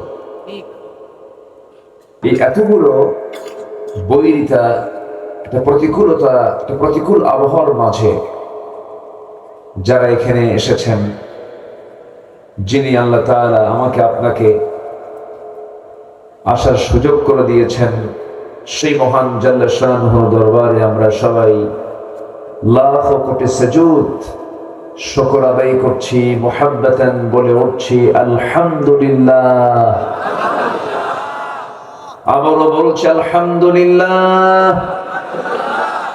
চিৎকার মেরে বলছি আল্লাহুম্মা ইন্নী আসআলুকা আল হুদা ওয়াত তুকা ওয়াল আফাফা ওয়াল গিনা। সবাই বলি আল্লাহুম্মা লাকা আসলামতু ওয়া বিকা আমানতু ওয়া আলাইকা তাওয়াক্কালতু ওয়া ইলাইকা আনাবতু। আমরা আল্লাহ তাআলার শুকর আদায় করে নিলাম। সম্মানিত হাজিরিন, শীতের রাত, অনেক মা বোন আজকের মাহফিলে এসেছেন। এই ঠান্ডাকে উপেক্ষা করে মা যেখানে আছেন, সন্তান মনে হয় নাই, বুকের সন্তানও সাথে নিয়ে এসেছেন। আমি সার্বিক দিক বিবেচনা করে আপনাদের যেন কোনো কষ্ট না হয় সেদিকে তাকিয়ে আমি সেইভাবেই সঠিক সময়ে আমি শেষ করার চেষ্টা করব। ওয়ামা তাওফীকি ইল্লা বিল্লাহ আলাইহি তাওয়াক্কালতু ওয়া ইলাইহি উনীব। সম্মানিত হাজিরিন, আমরা আজকের মাহফিলটা শেষ করব হলো দোয়া এবং মোনাজাতের মধ্য দিয়ে। জোরে বলি ইনশাআল্লাহ। শুরু হয়েছে নাহমাদুহু দিয়ে, শেষ হবে কি দিয়া? দোয়া দিয়ে। আমাকে সময় দেওয়া যাবে না ইনশাআল্লাহ? আমাকে সময় দেবেন তো নাকি? জোরে বলি ইনশাআল্লাহ। সম্মানিত উপস্থিতি, আমি কোরআনে কারীমের গুরুত্বপূর্ণ একটি সূরা, সূরাতুল আ'রাফ থেকে লম্বা দুটি আয়াত আমি তেলাওয়াত করেছি। আমি যদি এই দুটি আয়াতের পরিপূর্ণ হক আদায় করতে যাই, মোটামুটি 3 দিন হলে ভালো হয়। বুঝলেন? তো আমি তো একটা রাত পেয়েছি, ওই কথাকে একটু সংক্ষিপ্ত করে সামারাইজ করে আমি যতটুকু পারি আমি শেষ করার চেষ্টা করব। ওয়ামা তাওফীকি ইল্লা বিল্লাহ আলাইহি তাওয়াক্কালতু ওয়া ইলাইহি উনীব। সেই মহান রবের প্রতি পূর্ণ ভরসা রেখে আসুন আমরা মূল আলোচনার দিকে যাচ্ছি। আমরা যে কিতাবকে নিয়ে আজকের এই মাহফিলটা সাজিয়েছি, কিতাব যদি না থাকতো মাহফিলকে সাজানো হতো এবং এখানে কি কথা বলা হতো? কোন শ্রোতা এখানে আসতো? সবকিছুর মূল কারণ কোন কিতাবকে নিয়ে বলেন তো? কোরআনকে নিয়ে। কোরআন কিন্তু কোনো মাখলুক না। পৃথিবীতে আমরা যা দেখি, চোখে যা পড়ে, সব মাখলুক। সব কি? মাখলুক। দিনের বেলা প্রদীপ্ত সূর্য, এটা মাখলুক। রাতের বেলা আলোকিত চাঁদ মাখলুক, তারকা মাখলুক। যত সৃষ্টি সব এগুলো যা দেখছি সব মাখলুক। কিন্তু কোরআনটাও কিন্তু আমরা দেখি, এটা কিন্তু কোনো মাখলুক নয়, এটা গায়রে মাখলুক। এটা হচ্ছে আল্লাহর কালাম। কার কালাম বলেন? আসতে বলবেন না, কার কালাম? আর মাখলুক যার নাম, ধ্বংস আছে না নাই? আছে। সকল সৃষ্টি ধ্বংস হবে। কুল্লু মান আলাইহা ফান, সব ফানা ফানা হয়ে যাবে, টুকরো টুকরো হয়ে যাবে। শুধুমাত্র ঠিক থেকে যাবেন তিনি আমার কে? জোরে বলুন। তার কালাম ঠিক থাকবে না, কোরআনও ঠিক থেকে যাবে। কিন্তু দুঃখ লাগে, এই কোরআনকে নিয়ে কত ষড়যন্ত্র করা হয়, আছে না নাই? ষড়যন্ত্র কেমন করে? আল্লাহ তাআলা এই কিতাবের মধ্যে এমন কিছু নাই যা তিনি বাদ দিয়েছেন। কোরআন দিয়ে নামাজ হয় না, আসতে বলে হয় না। কোরআন দিয়ে তো মনে হয় আইন চলতে পারে না, কোর্ট চলতে পারে? এরকম কোন সিস্টেম কি কোরআনে আছে? এটা কি বিশ্বাস হয়? যার হয় না বলেন, মানতে চায় না এমন লোক তো আমার দেশে নাই। আসতে বলবেন না, আছে না নাই? তাহলে নাম তো আব্দুর রহমান, নাম তো আব্দুল মালিক, নাম তো আব্দুর রহিম, কিন্তু সে নামাজকে মানছে কিন্তু আইনকে মানছে না, আছে না? বিধানকে নিয়ে সে বলে না এগুলো আইন চলবে না, এগুলো মধ্যযুগীয় আইন। কিন্তু কোরআনকে মানতে হলে মানতে হবে আংশিক না পুরোপুরি? আসতে বলবেন না, আংশিক না পুরোপুরি? পুরোপুরি মানতে হবে। আমার বন্ধুগণ, আল্লাহ রাব্বুল আলামিন ইসলামকে মানতে নিয়ে তিনি কন্ডিশন করে দিয়েছেন, বান্দা নিজের খেয়াল খুশি মতো ইসলামকে মানলে হবে না। ইসলাম দিয়েছি আমি, আমার মতো করে তোমাকে মানতে হবে। উদখুলু ফিস সিলমি কাফা ওয়ালা তাত্তাবিউ খুতুওয়াতিশ শাইতান ইন্নাহু লাকুম আদুউম মুবিন। জোরে বলুন আল্লাহু আকবার।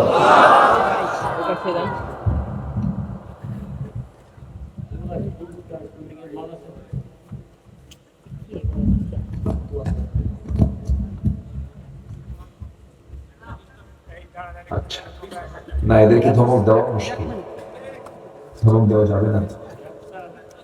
আপনি শুনতে এসেছেন হাজার হাজার, আর এরা আগামীকালকে আমার আলোচনাগুলো কোটি মানুষের কাছে পৌঁছায় যাবে। সবই তো ঠিক, আবার তো মন খারাপও করে। ধমক দেওয়া যাবে না। প্রযুক্তির সঠিক ব্যবহারও আছে, আবার প্রযুক্তির মিস ইউজও আছে। আপনি যেটাকে যে কাজে লাগাবেন, এই যে গ্লাস আপনি পানিও পান করতে পারবেন, আবার যদি মদ ঢেলে খান মদও খেতে পারবেন। তো দোষ তো মনে হয় গ্লাসের নাকি না? যে ঢাললো তার দোষ। আপনি ক্যামেরা দিয়ে, রেকর্ডার দিয়ে আপনি গানও রেকর্ড করতে পারেন, ওয়াজও রেকর্ড করতে পারেন।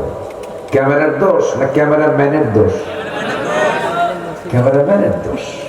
যে ক্যামেরা চালায়, যে অপারেটর, যে ডিরেক্টর, তার প্রবলেম। ওদেরকে ধমক টমক দিন না, ওরা থাকুক। সম্মানিত ভাইয়েরা, তাহলে ইসলামকে আমার মতো করে মানবো না আমি আল্লাহর মতো করে মানবো? কার নিয়ম অনুযায়ী? আল্লাহর নিয়ম অনুযায়ী মানতে হবে। মানতে নিয়ে ইফরাত তাফরিদ করার কোনো সুযোগ নেই। মর্জি মতো খাটো করা, মর্জি মতো লম্বা করার সুযোগ নেই। সূরা ফাতিহার বা থেকে শুরু করে নিয়ে সূরা নাসের সিন পর্যন্ত আল্লাহ রাব্বুল আলামিন এর ভিতরে যা কিছু বলেছেন, এর মধ্য থেকে যদি কোনো বান্দা একটা হরফকে যদি অস্বীকার করে, তার ঈমান আছে না গেছে? ঈমান আছে না চলে গেছে? চলে গেছে। আমার কানে যেন ভালো লাগে, একটু টন করছে, কমায় দেন প্রয়োজনে। আমার কানে যেন ভালো লাগে।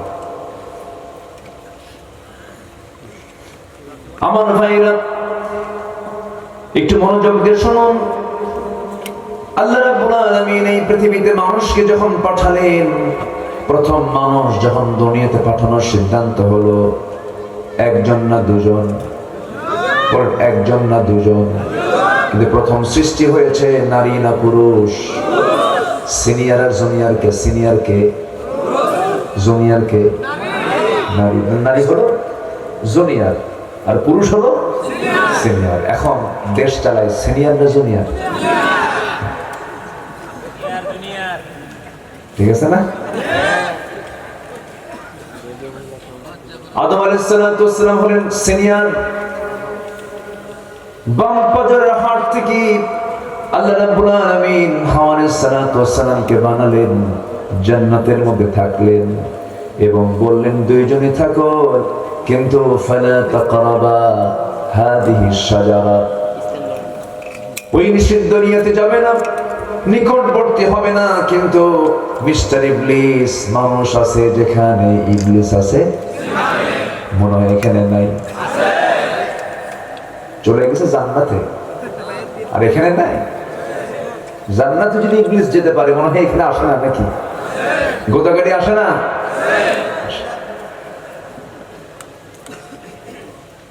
মিস্টার ইবলিস জান্নাতের মধ্যে ঢুকে গিয়া আদম আলাইহিস সালাম শুধু নন, তার জীবন সঙ্গিনী হাওয়া আলাইহিস সালাম ফাযাল্লাহুমা শাইতান, দুজনকে পদস্খলন ঘটায় দিল। টিকতে পারলেন না জান্নাতের ভিতরে, জান্নাতের পোশাক খুলে গেল, দুজনই আর টিকতে পারলেন। আল্লাহ রাব্বুল আলামিন বলছেন আদম হাওয়া আর জান্নাতের মধ্যে থাকতে পারবে না, আমার সিদ্ধান্ত চূড়ান্ত হয়ে গেছে। قُلْنَا اهْبِطُوا مِنْهَا جَمِيعًا فَإِمَّا يَأْتِيَنَّكُم مِّنِّي هُدًى فَمَن تَبِعَ هُدَايَ فَلَا خَوْفٌ عَلَيْهِمْ وَلَا هُمْ يَحْزَنُونَ। জোরে বলুন আল্লাহু আকবার। দুজনকে দুনিয়াতে পাঠিয়ে দিলেন, কিন্তু শূন্য হাতে কিন্তু পাঠান নাই। দুজনকে আল্লাহ রাব্বুল আলামিন যে দুনিয়াতে পাঠিয়ে দিয়েছেন, কিতাব ছেড়ে, কিতাব বাদ দিয়ে না, কিতাব সহ পাঠিয়ে দিয়েছেন। ওই আদম দুনিয়াতে আসলেন, আমার রাসূল পর্যন্ত প্রথম মানুষ, প্রথম নবী, প্রথম মানুষ, প্রথম বিজ্ঞানী, প্রথম মানুষ, সবচেয়ে বড় জ্ঞানী। ওয়া আল্লামা আদামাল আসমাআ কুল্লাহা, আল্লাহ রাব্বুল আলামিন আদম আলাইহিস সালামকে জাগতিক জীবনের সমস্ত নামগুলো শিখিয়েছেন। এমন কোন জ্ঞানী মানুষ পৃথিবীতে আর দ্বিতীয় জন কোনোদিন আসবে না। কেউ বলতে পারবে না যে আমি পৃথিবীর সকল কিছুর নাম জানি। আদম জানতেন, কেউ তো সুবহানাল্লাহ বলবেন না। আমার বাপ মূর্খ না জ্ঞানী? আমরা কি হতে চাই? আজকে আমরা কি হতে চাই? বাবা যদি জ্ঞানী হন, সন্তান কি হওয়া দরকার? জ্ঞানী হওয়া দরকার। কিন্তু জ্ঞানীদের দু প্রকার, কিছু জ্ঞান জাহান্নামে নিয়ে যাবে বান্দাকে, আবার কিছু জ্ঞান বান্দাকে জান্নাতের দিকে নিয়ে যাবে। তবে শ্রেষ্ঠ জ্ঞানটা সেই জ্ঞান যে জ্ঞানের মধ্য দিয়ে বান্দা তার আল্লাহকে চিনতে পেরেছে। আমরা সবার আগে চিনতে চাই কাকে? সবার আগে আমার খুঁজে বের করতে হবে কার পরিচয়? আসতে বলবেন না, কার পরিচয়? আল্লাহর পরিচয়। আসুন ধীরে ধীরে আমরা মূল আলোচনার দিকে আস্তে আস্তে চলে যাচ্ছি। কোরআন আল্লাহ তাআলার পক্ষ থেকে বান্দার জন্য সবচেয়ে বড় উপহার। যদি নাজিল না হতো আমরা আল্লাহকে চিনতে পারতাম না, রাসূলকে চিনতাম না, পরকালকে বুঝতাম না। কোরআন এমন একটা জানালা, যে জানালায় চোখ রাখলেই বান্দা দুনিয়াতে বসে জান্নাত এবং জাহান্নামের দৃশ্য অবলোকন করতে পারে। জোরে বলি সুবহানাল্লাহ। স্পষ্ট একটা কিতাব এটা, এমন স্পষ্ট কিতাব যার ভিতরে চুল পরিমাণ কোন ডাউট, কোন সন্দেহ, চুল পরিমাণ নাই। সুবহানাল্লাহ বলে। এছাড়া পৃথিবীতে যত বই আছে ভেজাল আছে না নাই? আসতে বলবেন না, আছে না নাই? কোরআন যা বলেছে এটাই মহা সত্য।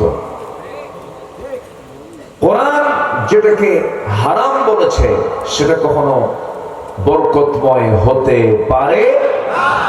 কোরআন যেটাকে হালাল বলেছে, এটা কখনো বান্দার জন্য অকল্যাণ হতে পারে। কোন সমস্যা মুরব্বী? কোন অসুবিধা? একটু জিকির করি, লা ইলাহা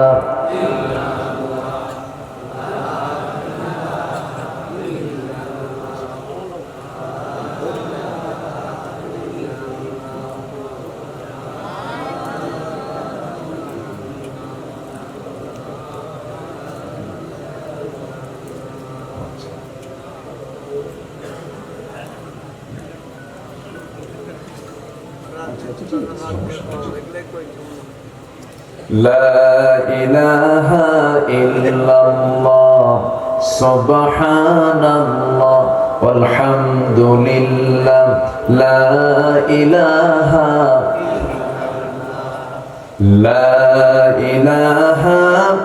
إلا الله محمد رسول الله صلى الله عليه وسلم।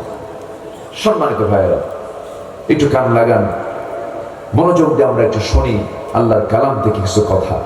কোরআন এমন একটি কিতাবের নাম যা সত্য কিছু বলে দেয়, তবে কোরআন কিন্তু চোরের পক্ষে কথা বলে না, কোরআন কিন্তু ডাকাতদের পক্ষে কথা বলে না, কোরআন কিন্তু জালিমদের পক্ষে কথা বলে না, কোরআন কিন্তু মুনাফিকদের পক্ষে কথা বলে না।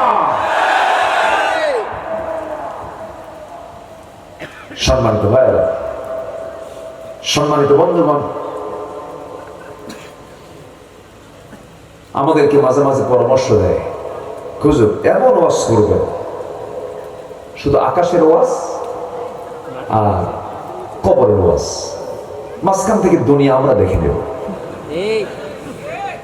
ওরা দুনিয়া দেখবে, আর আমাদেরকে পাঠায় দিলেন আসমানে আর পাঠায় দিলেন কবরে।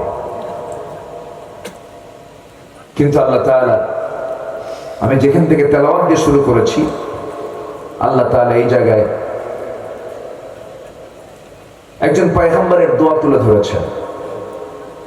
সেখানে সেই পয়গম্বর দুনিয়ার কল্যাণ চান, আখিরাতেরও কল্যাণ চান। এবং আমার নবীর একটা দোয়া আছে, আমরা সবাই কিন্তু পারি, মুখে মুখে জানিও, আমরা একটু বলি, যারা পারেন ঠোঁট মিলিয়ে বলুন।